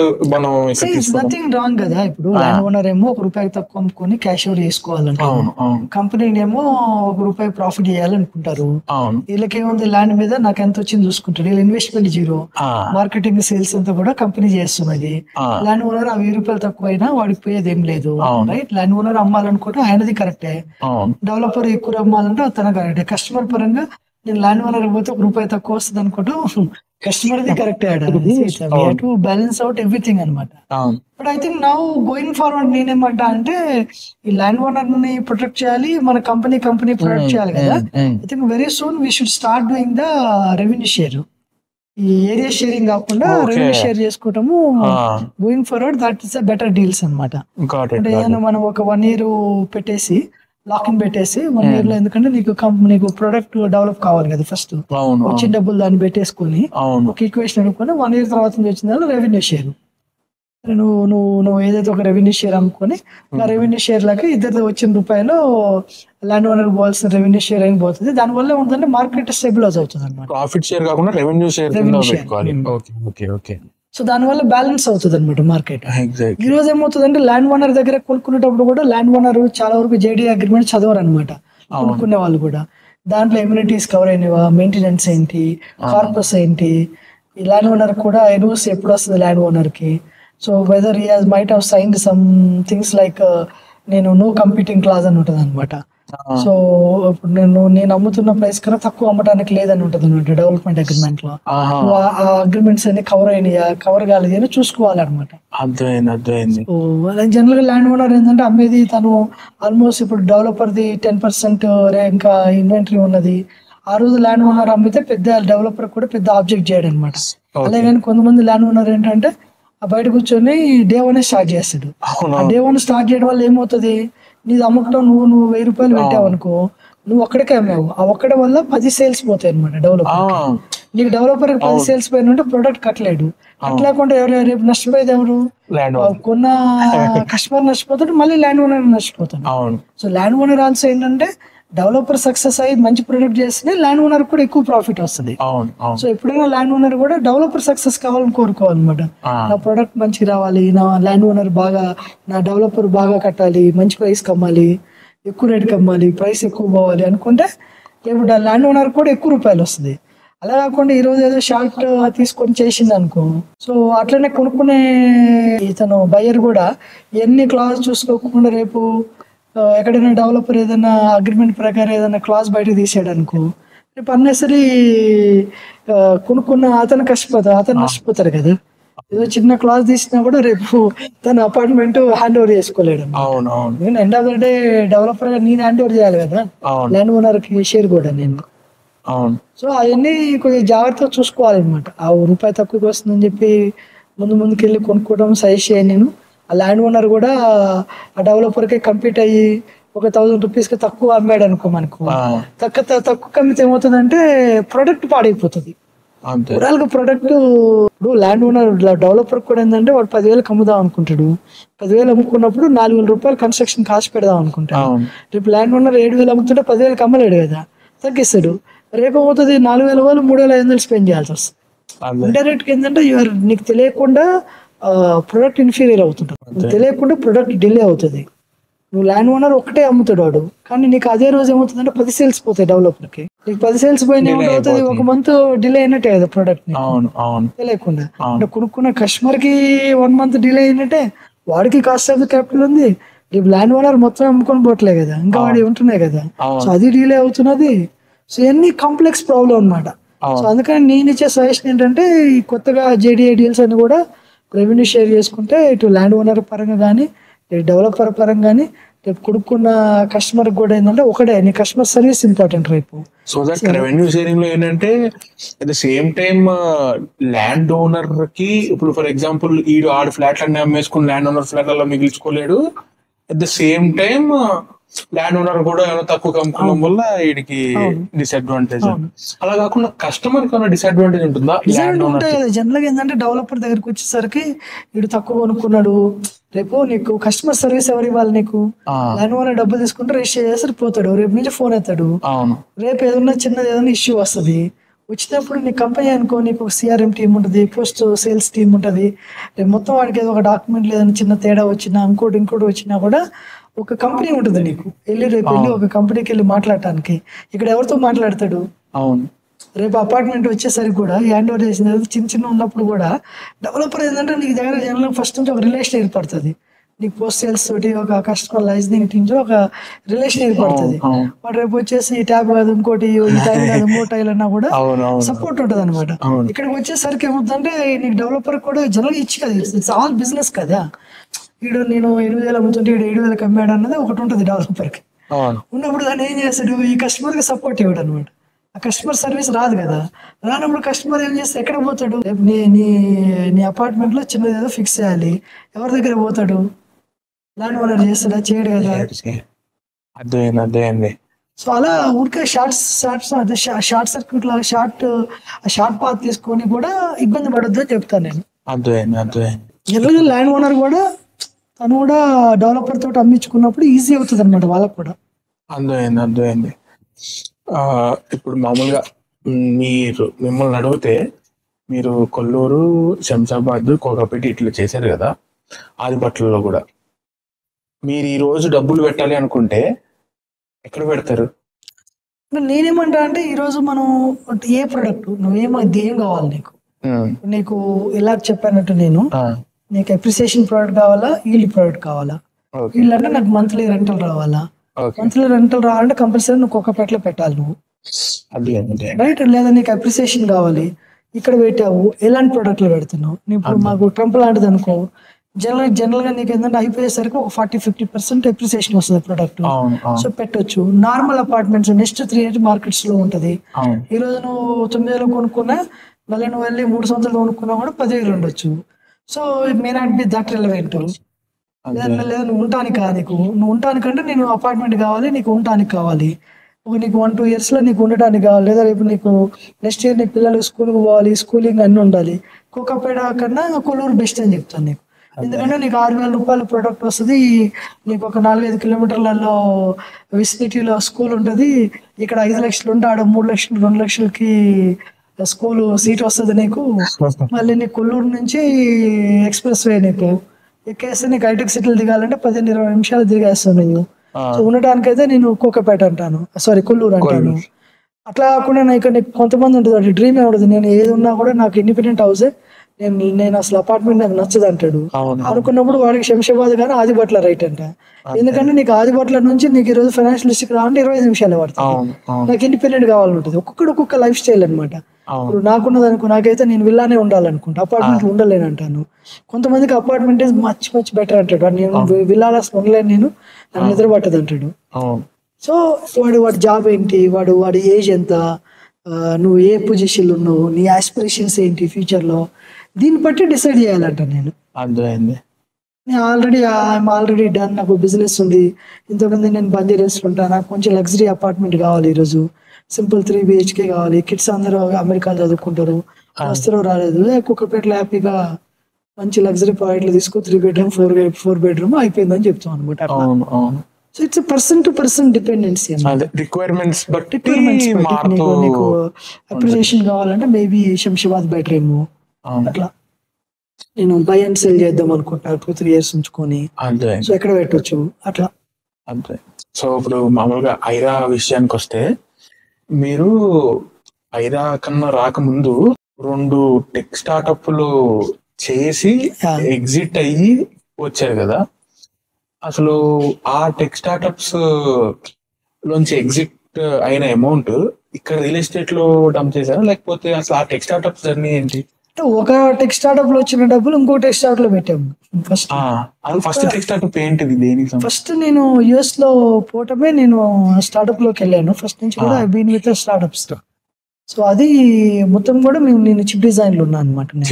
చిప్ డిజైన్ ఏంటంటే ఒక కంపెనీ చేయాలంటే మినిమం ఒక స్టేట్ కి రావాలంటే ఒక 6 years నుంచి 7 years పడుతుంది మినిమం. ఒక ప్రోడక్ట్ ని బయటకు తీసుకురావడానికి అంత పడుతుంది, పెద్ద ప్రాసెస్. అండ్ డబ్బులు కూడా మినిమం ఒక 250 నుంచి 300 కోట్లు కావాలి చిప్ డిజైన్ కి. డిజైన్ కంపెనీ అంత డబ్బులు లేకుండా నువ్వు అసలు చేయలేవు అనమాట. సో అలా first company lucky enough to sell to somebody, made some money, then parked in real estate. ఇక్కడ వచ్చి ల్యాండ్, అక్కడ ఊరు దగ్గర ల్యాండ్ అక్కడ కొనుక్కున్నాను. తర్వాత ఇంకో కంపెనీ కూడా fortune to have not very good exit but decent exit. మళ్ళీ అవి తీసుకొచ్చేసి మనకు తెలియదు, మనకు పెద్ద బిజినెస్ ఫామ్ నుంచి రాలేదు కదా, మనకు తెలిసింది ఏంటంటే ఇక్కడికి రాగానే ఎవరో ఒక ల్యాండ్ కొనుక్కోమని చెప్తారు, ఊరు వెళ్తే అగ్రికల్చర్ ల్యాండ్ కొనుక్కోమని పెడతారు. అలా ల్యాండ్లలో పెట్టుకుంటూ వచ్చాను అనమాట. ఒక కంపెనీ ఇంటెల్ కమ్మిను, అప్పుడు ప్రతి డీసెంట్ మనీ వచ్చిండే. బట్స్ ఎందుకులే కానీ made good money. So then ఆ మనీ తీసుకొచ్చేసి we did one more startup, Smartron అని చెప్పి. దాంట్లో even Tendulkar also was one of the brand ambassador and investor. So దానికి కూడా వెరీ లైక్ ఇట్లానే వెళ్ళి ఒక 20 minutes అపాయింట్మెంట్ ఇస్తే I went and convinced him. First meeting లో కన్విన్స్ చేసుకొని వచ్చాను. దానికి ఏంటంటే we thought of create Apple of India. So ఒక యాపిల్ లాంటి కంపెనీ మనకు లేదు ఇక్కడ. అంటే మొత్తం మన ఫోన్ మనం ఎందుకు చేసుకోలేము, మన ల్యాప్టాప్ మనం ఎందుకు చేసుకోలేము, మన సర్వర్ మనం ఎందుకు చేసుకోలేము, మన గూగుల్ మనకి ఎందుకు లేదు, మన ఫేస్బుక్ మనకి ఎందుకు లేదు. సో వై అంటే మనకి పీపుల్ ఉన్నారు, మొత్తం 400-400 million యూజర్స్ ఉన్నారు మనకు. ఇది ఫోన్ యూజర్స్, ల్యాప్టాప్ యూజర్స్, ఇవన్నీ రైట్. ఎందుకు ప్రతిదీ అంటే మళ్ళీ మనం మళ్ళీ US కి వెళ్ళి చూసాం, US లో ఉన్నాము. దాదాపు ఆడ ఉన్న 20-30% ఇండియన్ టాలెంటే, ఎన్ని చేస్తుంది ఇండియన్ పీపుల్. మళ్ళీ యూజ్ చేసేది ఓల్డ్ మనమే, 1/3 పాపులేషన్ మనమే, ఆల్మోస్ట్ 15-20% పాపులేషన్ మనమే ఉన్నాము. అంటే మార్కెట్ ఉన్నది, దాని పీపుల్ టాలెంట్ ఉన్నది, ఎందుకు ఇండియాలో చేయలేకపోతున్నాము? అంబిషియస్ తోటి స్టార్ట్ చేసినాం అనమాట కంపెనీ. ఆల్మోస్ట్ 300-400 crore బర్న్ చేసినాం అనమాట. దాంట్లో అప్పటికేంటంటే వీఆర్ టూ ఎర్లీ. అదే టైంలో చైనీస్ వాళ్ళు గేర్లు మార్చారు. అప్పుడు వరకు చైనా ఓన్లీ మ్యానుఫ్యాక్చరింగ్ నుంచి బ్రాండ్స్ కి వచ్చారనమాట. వివో, ఒప్పో, షామీ ఇవన్నీ క్రియేట్ చేయడం స్టార్ట్ చేశారు. వాళ్ళకి ఏంటంటే కనిపించిన మార్కెట్ ప్లేస్ ఇండియా అనమాట. మేము స్టార్ట్ చేసిన వాళ్ళు వచ్చేసి వాళ్ళకేమో ఒక 20-30 years of experience of manufacturing ఉంది కదా, ఎక్కువ సిస్టమ్ ఉండే, వాళ్ళతో కంపీట్ చేయలేకపోయినాం అనమాట. ఇట్ వాజ్ లైక్ డిజాస్టర్ అనమాట. మాకు product was extremely good, we're like as good as Apple kind of product చేసినాము, కానీ ప్రైసింగ్ లో కంపీట్ చేయలేకపోతున్నాము. ఎందుకంటే మొత్తం ఇక్కడ ఒక 300 మంది, దాదాపు 50-60 people IITs తయారు చేసినాము. వెరీ హై బర్నింగ్, R&D మొత్తం స్క్రాచ్ నుంచి స్టార్ట్ చేసినాము. సో వన్ సైడ్ నీకు R&D కాస్ట్ ఎక్కువ, we're not copying any product. Then ఒక పక్కనేమో చైనీస్ ఏమో వాడికి అంతా ఎకో సిస్టమ్ అంతుంది, ఏ ప్రోడక్ట్ లాంచ్ చేసినా నీకు 20-30% నీకన్నా తక్కువ ఇవ్వగలుగుతాడు. Still he makes money. అవును. అండ్ మనకి బ్రాండ్ ప్రీమియం లేదు, ఎక్కువ తీసుకుందాం అంటే కొనరు. మనకి అప్పుడే స్టార్ట్ చేసినాం అవును, కదా. అవును. So every phone we're losing $20-30 అనమాట. ఒక దీపావళి వచ్చిందంటే ఒక 20-30 crore అవుట్ మైనస్ అనమాట. ఎందుకంటే ఒక 200 crore ఆఫర్ వచ్చే ఆర్డర్స్ వచ్చినాయి అంటే ఫస్ట్ ఇయర్ 200 crore రెవెన్యూ చేసినాము. రిటైల్ సేల్ చేశారా? we launched a product, we did a very good revenue, phones, we got a laptop. very good feedback, okay, okay. so launched it. But we understood this game is like ఇది మనం ఒక 5,000 నుంచి 10,000 కోట్లు పెట్టాలి, ఇది 500 కోట్లతో investment. అయ్యే game కాదు. And మన ఇండియన్ ఎకో సిస్టమ్ లో ఎవడు కూడా అంత పెద్ద డబ్బులు పెట్టమంటే రారు. ఆ రిస్క్. నువ్వు ఎవరి దగ్గర పోతే నేనే చేస్తా కదా, నీకేదో డబ్బులు ఇవ్వాలంటారు. అంత రిస్క్ పెట్టలేరు అనమాట. So that was one of the inspiration for me to create Aira. ఎందుకంటే ఆ 5,000-10,000 crore డబ్బులు ఉన్నప్పుడు అలాంటి గేమ్ ఆడాలన్నమాట. So we are not that deep pocket guys కదా, మనం ఏదో టెక్ నుంచి చిన్న చేసుకొని వచ్చిన వాళ్ళం కదా. 300-400 crore అంటే బర్న్ చేయగలిగి అదంత వరకు రైజ్ చేయగలుగుతాం, కానీ ఆ మనీ మనం ఓన్ అయి ఉండాలి, వేరే వాళ్ళని అడగొద్దు అనమాట. ఒక 5,000-10,000 కోట్లు పెట్టగలిగితే then you can create a world class company అనమాట. కానీ మనకు 5,000-10,000 కోట్లు అంటే అసలు పెట్టేటప్పుడు భయం. అది గ్యాంబుల్ చేయాలన్నమాట. That's where like western gambles అనమాట. అది Gamble is on the technology. So అది చేయాలంటే అంత పెద్ద కంపెనీ నేను నెక్స్ట్ డీకేళ్ళు ఎక్కడ చేయాలంటే నాకు రియల్ ఎస్టేట్ అనిపించింది. తర్వాత one of the reason I started అంటే నేను ఒక 20-30 కోట్లు ఉంటే రేపు ఒక 5,000-10,000 కోట్లు ఒక 3-4 కంపెనీలలో గ్యాంబుల్ చేయాలంటే I felt like real estate is one way to make that kind of A money అనమాట. దాన్ని తీసుకెళ్ళి మళ్ళీ మనం టెక్నాలజీ మీద గ్యాంబుల్ చేయొచ్చు. అంటే ఇప్పుడు మళ్ళీ ఇక్కడ ఒకవేళ ఒక మంచి స్టేజ్ కి వెళ్ళగానే we continue every day. I listen to lot of startup stories. మొన్న ఒక ఏ కంపెనీలో ఇన్వెస్ట్ చేసిన ప్రొక్యూరెక్స్ అని చెప్పి. ఓకే, కంటిన్యూ టు ఇన్వెస్ట్ అనమాట. బట్ అవి వాళ్ళతో మెంటర్ చేస్తుంటాను వెళ్ళి. ఇప్పుడు కూడా every day my 10%-20% time dedicated to the technology. Okay. But that day will start one of the company చేయొచ్చు. You do robos under IRA. Sky is the limit kada. Ante. You have a talent, young talent is 10x better than you. No. So we should give a platform for them to start to come and play. Okay. So నాకు అన్నట్టు మీరు basic గా smart round లో like your partner with Sachin Tendulkar. Sachin was the brand ambassador and investor in the company. Okay. So అలాగే మీరు మీ brand ఐరాకి brand ambassador గా తిలక్ వర్మని. తిలకనే కాదు, we will bring lot more guys అన్నమాట. ఓకే. ఐరాకి వచ్చేసరికి I see it as IRA is the platform. It's a bigger open. Now already మేము lot of young players ఉన్నారు. ఒక shuttle badminton player Gayatri అని, she upcoming player, maybe next Olympic ఆడొచ్చు. we sponsored her. One more cricketer Pranav ఉంది, తను sponsor చేసిన like Tilak. You will see like a few more cricketers joining us as a part of the IRA family. Okay. Right? We don't want to limit to 1 or 2 guys in when it comes to the IRA anmat. So we want to bring in lot more like a diversified sports field, a diversified technology fields. So we want to bring in lot more brand ambassadors for the IRA. అసలు what is like the ఐరాకి ఇది final goal, అసలు మేము final గా ఇది చేయాలి అనేది ఏంటిది? So we want to get into the pan India brand and primarily focus on real estate. And we should able to go to IPO by 28-29. IPO. Okay. $3-4 billion at least. I'm thinking $5 billion. But at least more than a couple of $1 billion IPO చేయాలన్నది.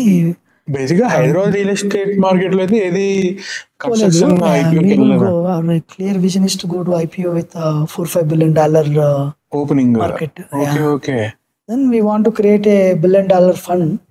That fund is reserved for the real estate of real estate entrepreneurs. And we will do that fund is used for the technology startups. Okay. And some fund will go to the encouraging the talent of the sports.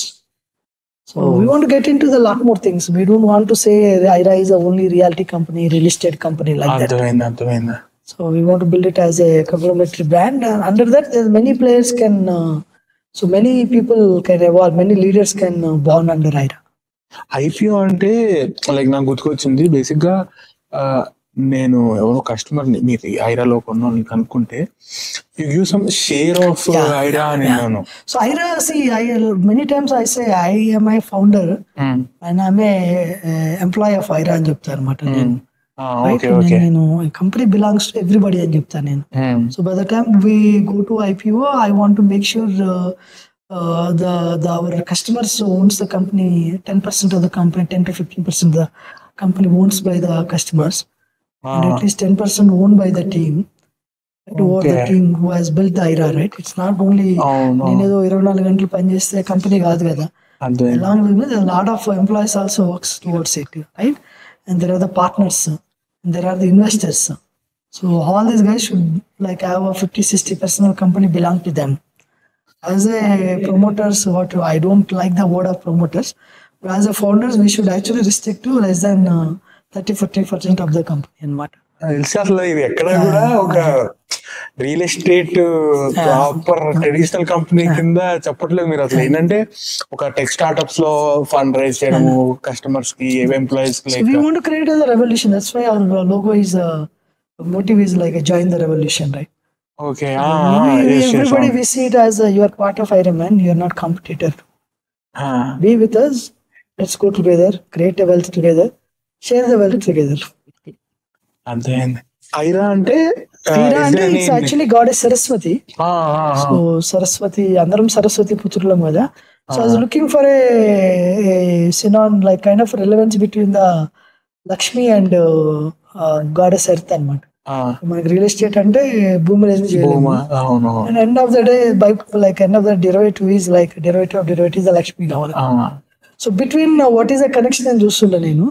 Somewhere I read some story like Saraswati like Lakshmi doesn't have existence by herself అన్నమాట. So Saraswati has 4 arms. So wisdom, knowledge, skill and arts అన్నమాట. So లక్ష్మికి నీకు పొందాలంటే ఈ 4 ఏదో ఒకటి ఉండాలి మనకు. That is the way you earn the Lakshmi. లేదా నాలెడ్జ్ అని ఉండాలి, లేదా నీకు విజ్డమ్ అని ఉండాలి, లేదా నీకు ఆర్ట్స్ అని ఉండాలి, స్కిల్స్ అని ఉండాలి. So all the creatives are the arts, all skill like all engineers are the skills, all like professionals, right? All the knowledge, all like even wisdom అంటే నీకు పెద్ద పెద్ద గురువులు వీళ్ళందరూ ఉంటారు కదా, వాళ్ళంతా విజ్డమ్ ఉంటుంది. So that generates the Lakshmi అన్నమాట.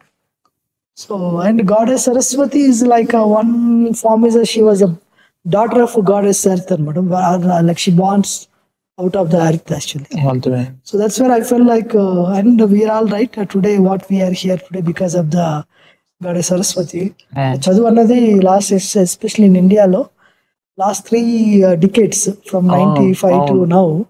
So most of the village లలో మనకి ఏం తెలియని కూడా ఈరోజు కార్ వేసుకొని ఫ్లైట్ ఎక్కుతున్నాం అంటే ఎడ్యుకేషన్, పవర్ ఆఫ్ ఎడ్యుకేషన్ అన్నమాట. చిన్న చిన్న ఎక్కడెక్కడో మారుమూల గ్రామాల నుంచి కూడా ఎక్కడికెక్కడికి వెళ్ళారంటే ఈరోజు అంతా కూడా Saraswati.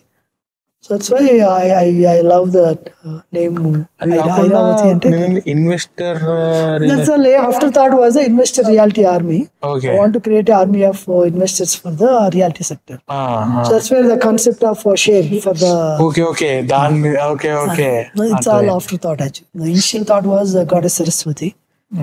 After thought was the investor reality army. So that's why right, every of my customer is my army. అర్థమైంది. సో లాస్ట్ క్వశ్చన్ ఏంటంటే మామూలుగా పాడ్కాస్ట్ లో ఇప్పుడు వెళ్ళబోయేసి అందరినీ ఒక క్వశ్చన్ అడుగుదాం అనుకున్నాను. ఏంటంటే మీ చేతిలో ₹1 కోటి ఉన్నాయి, అప్రిషియేషన్ కోసం ఇన్వెస్ట్ చేద్దాం అనుకుంటున్నారు. ఆల్ ఓవర్ ఇండియా అవ్వచ్చు, హైదరాబాద్ అవ్వచ్చు, అవుట్స్కట్స్ అవ్వచ్చు, అవ్వచ్చు.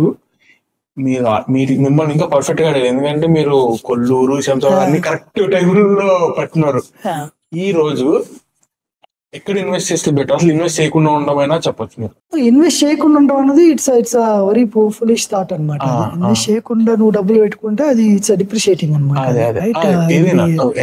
So I see every time ఏంటంటే మనము చూడాలి ఏ సిటీ గ్రో అవుతుంది, ఏ సిటీ ఇన్ఫ్రాస్ట్రక్చర్ గ్రో అవుతుంది, కొత్త ఇన్స్పేట్ మన ఎక్కడ వస్తున్నాయి కొత్తవి, కొత్త పాలసీస్ ఎక్కడ వస్తున్నవి, ఇవి చేసుకోవాలన్నమాట.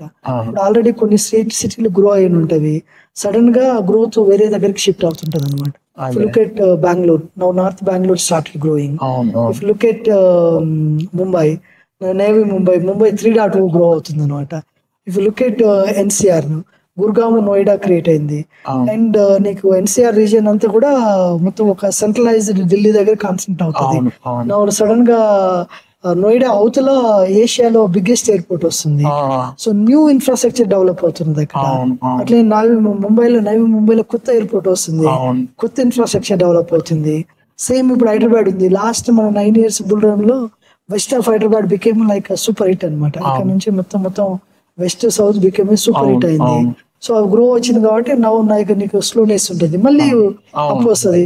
ఈ స్లోనెస్ లో ఆ గ్రోత్ ఎక్కడ ఉన్నది అది చూసుకోవాలి.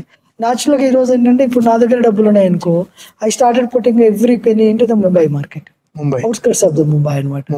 సో ముంబై 3.0 లో every rupee if I have it, if I have a surplus money other than the whatever the money required to run the project, I will go and put it into the outskirts of the Mumbai. Outskirts of Mumbai. ఎలా ఎంతలో ఉన్నాయి? Or like a Bangalore, North Bangalore లో.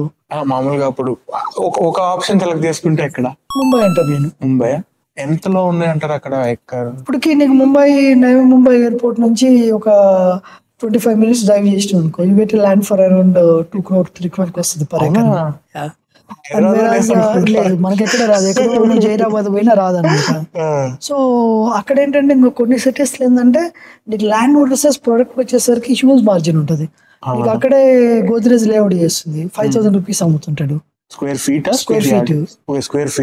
అంటే 9 square feet అంటే 45,000 per square yard. నీకు 45,000 ఈడ అమ్మాలంటే land price ఇక్కడ మన హైదరాబాద్ 6-7 కోట్లు చెప్తుంటారు అనమాట. అక్కడ నీకు 2-3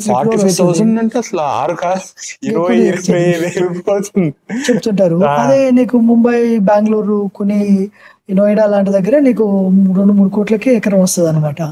5,000 దగ్గరే. Great. So that's why, right, I tell people to don't stick to one area, one thing. If you are invested, right, 2-3 people, and you have to start forming a group. So and అదొకటి ఏమో suggest అంటే align with same people అంటా నేను. Like ఇప్పుడు నువ్వు align with ఒక company చోట ఉన్నావు అనుకో, trust some people and continue to trust them. Group లో ఫామ్ అయ్యి ఇప్పుడు నా అందరి దగ్గర 10 లక్షలు ఉన్నాయి అనుకో, పోలే 1 crore పోయినా కూడా ఏమవుతుంది, నీది 10 lakhs అవుతుంది. రిస్క్ తగ్గించుకోవాలి, రిస్క్ మిటిగేషన్ ఎట్లా చేసుకోవాలి. So and align with 1 or 2 people అనమాట. సో దట్ ఏమవుతుంది అంటే జనరల్ గా ఇప్పుడు నా దగ్గర డబ్బులు పెట్టావు, ఏదైనా ఇష్యూ వచ్చింది ఈ ప్రాజెక్ట్ లో, మళ్ళీ నా దగ్గరికి వచ్చినావు అనుకో, నేచురల్ నాకు నీ మీద సింపతి ఉంటుంది అనమాట. అరే లాస్ట్ టైం పెట్టాడు, రూపాయి పెట్టాడు, వాడికి రూపాయి పావులే వచ్చింది, 2 రూపాయలు వేరే వాడు వేరే దగ్గర పెట్టాడు అంటే నోబడీ నోస్ కదా. నువ్వు అదే డబ్బులు ఆ రోజు కొల్లూరులో పెట్టవచ్చు, శంషాబాద్ పెట్టవచ్చు. శంషాబాద్ పెరుగుతుంది, కొల్లూరే పెరగకపోవచ్చు. నెవర్ నో ఇట్ అనమాట. ఆ రోజు కొల్లూరు దగ్గర ఉందని పెట్టాము, శంషాబాద్ దూరం ఉంది, అసలు దీనికి రోడ్డే లేదని పెట్టలేదు మనం. కొంతమంది అట్లా కూడా ఉంటారు అనమాట. సో నీకేమవుతుంది, కొల్లూరులో లెస్ రిటర్న్స్ వస్తాయి, శంషాబాద్ పెట్టినోడికి ఎక్కువ వస్తుంది. ఎవరికి ఫ్యూచర్ తెలియదు కదా. సేమ్ బ్రాండ్ తో ఎలా అయినప్పుడు ఏమవుతుంది, సేమ్ పీపుల్ తో ఎలా అయినప్పుడు ఏమవుతుంది అంటే నువ్వు నెక్స్ట్ టైం వచ్చినావు అనుకో, మాకు కూడా ఉంటుంది అనమాట. అరే లాస్ట్ టైం పాప మీతో పెట్టిన దగ్గర రాలేదు, ఈ దగ్గర ఏమన్నా డిస్కౌంట్ ఇద్దామా, లేదేమన్నా నాకు పట్ రేట్కి ఇద్దామా, ఆ కన్సిడరేషన్ ఉంటుంది అనమాట. నేనే కాదు, even if you go to మైఫోమ్ పోవచ్చు, రాజపూష్ పోవచ్చు, అపర్ణ, ఎవరి దగ్గర వంశీరామ్ ఎవరి దగ్గర పోయినా రెగ్యులర్ ఉన్నప్పుడు నీకు ఏమన్నా కస్టమర్ నష్టపోయాడు అనుకో లాస్ట్ ట్రాన్సాక్షన్ లో, ఈ ట్రాన్సాక్షన్ లో కవర్ చేద్దాం అనుకుంటాడు. మన హ్యూమన్స్ కూడా అందరూ కూడా గ్రీడీ ఏమి ఉండరు, మనం అనుకున్నంత business period everybody has the balanced mind ఉంటుంది అనమాట.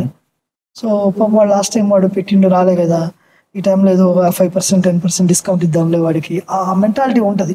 అంటే నాకు తెలిసిన 90% they want to protect there customer also. ఎందుకంటే వాడు రూపాయి వస్తే రేపు మళ్ళీ రూపాయి రాగానే మనకే ఇస్తారు కదా. సారీ లాస్ట్ క్వశ్చన్ అన్నాను, బట్ ఇంకొక క్వశ్చన్ వచ్చింది మీరు చెప్పినప్పుడు. 10 lakhs కలిపి ఒక 1 crore కలిపి ఒక తీసుకుందాము గ్రూప్ ఇన్వెస్టింగ్ అన్నారు కదా, దాని గురించి ఎప్పుడు ఒక డౌట్ ఉండేది. ఏంటంటే ఇప్పుడు లెటర్స్ నేను ఒక ల్యాండ్ కొనుక్కున్నాను, ఆ ల్యాండ్ లో డెఫినెట్లీ ఎక్కడో ఒక చిన్న పార్సల్ కొనుక్కోవడం కన్నా ఒక పెద్ద పార్సల్ ఎక్కువ మంది కలిసి కొనుక్కోవడం is a very better option. But ఏంటంటే ఆ లీగాలిటీస్ కానీ అన్ని డిఫరెంట్ వస్తాయి. ఇప్పుడు కొత్తగా ఏంటంటే టోకనైజింగ్ ఆఫ్ ల్యాండ్ అని అంటున్నారు, అది ఎంతవరకు వస్తుంది అది. I think it's very near అన్నమాట. ఇంకా కొంచెం మనకి ఇండియాలో సిబి గైడ్ లైన్స్ ఇవన్నీ ఇంకా క్లియర్ గా లేవు. దట్స్ గుడ్ కాన్సెప్ట్ అన్నమాట. టోకనైజేషన్ అవుతుంది, ఈవెన్ నీకు tokenisation of the commercial properties అవుతుంది. కమర్షియల్ ఆల్మోస్ట్ అయిపోయిన, ఇప్పుడు స్టార్ట్ అయిపోయిన ఫ్రాక్షనల్ ఓనర్షిప్ అని చెప్పి రెంటల్ రిటర్న్స్ తీయడం, మన ఎస్ఎం రీట్స్ ఇవన్నీ స్టార్ట్ అయిపోయినవి. Tokenization land also will be very soon reality అన్నమాట. నథింగ్ సి నీకు ఇప్పుడు ఈ రోజు ఏంటంటే బిగ్గెస్ట్ బ్యారియర్ ఏంటి, రియల్ ఎస్టేట్ ఇన్వెస్ట్మెంట్ పెట్టాలంటే మినిమం నీ దగ్గర 50 లక్షలు 30 లక్షలు ₹1 కోటి ఉండాలి నీకు. అమౌంట్ పెట్టలేకపోతున్నాను. నా దగ్గర ₹1,00,000 ఉంటే రియల్ ఎస్టేట్ లో ఇన్వెస్ట్ చేయలేను నేను. నాకు అసలు దగ్గర ఇప్పుడున్న రేస్లలో అసలు ఏమి రాదు నాకు. సో అట్లాంటప్పుడు ఈ టోకనైజేషన్ లాంటిది ఉన్నది అనుకో, so you should able to do it. అంతేంది. సో అది ఫ్యూచర్ అనమాట. అది ఇట్స్ మ్యాటర్ ఆఫ్ 3, 4, 5 years లో వస్తుంది. బట్ అది వచ్చే ముందు you can start farming A groups also.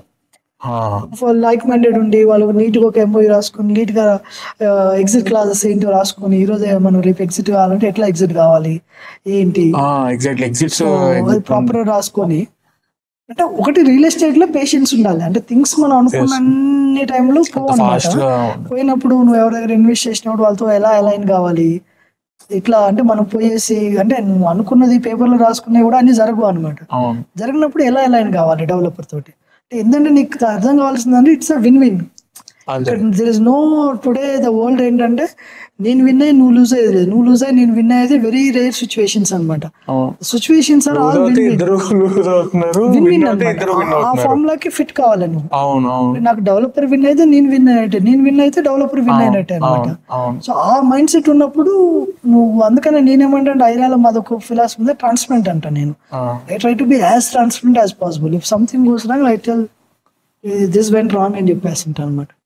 So one of the core philosophy of the brand is be transparent. Great. అసలు మీరు ఇచ్చిన నాకే మధ్యలో 4-5 తిరుగుతూ ఉన్నాయి, అది అవును కదా ఇలా చేయొచ్చు కదా అని. అసలు మీరు రెక్స్ అని చెప్పేసి దాని గురించి చెప్పాలంటే వెయిటింగ్ ఎప్పుడు వస్తుంది బయటికి అని. వచ్చినప్పుడు మేమే first. Thank you very much. Thank you so much. All the best.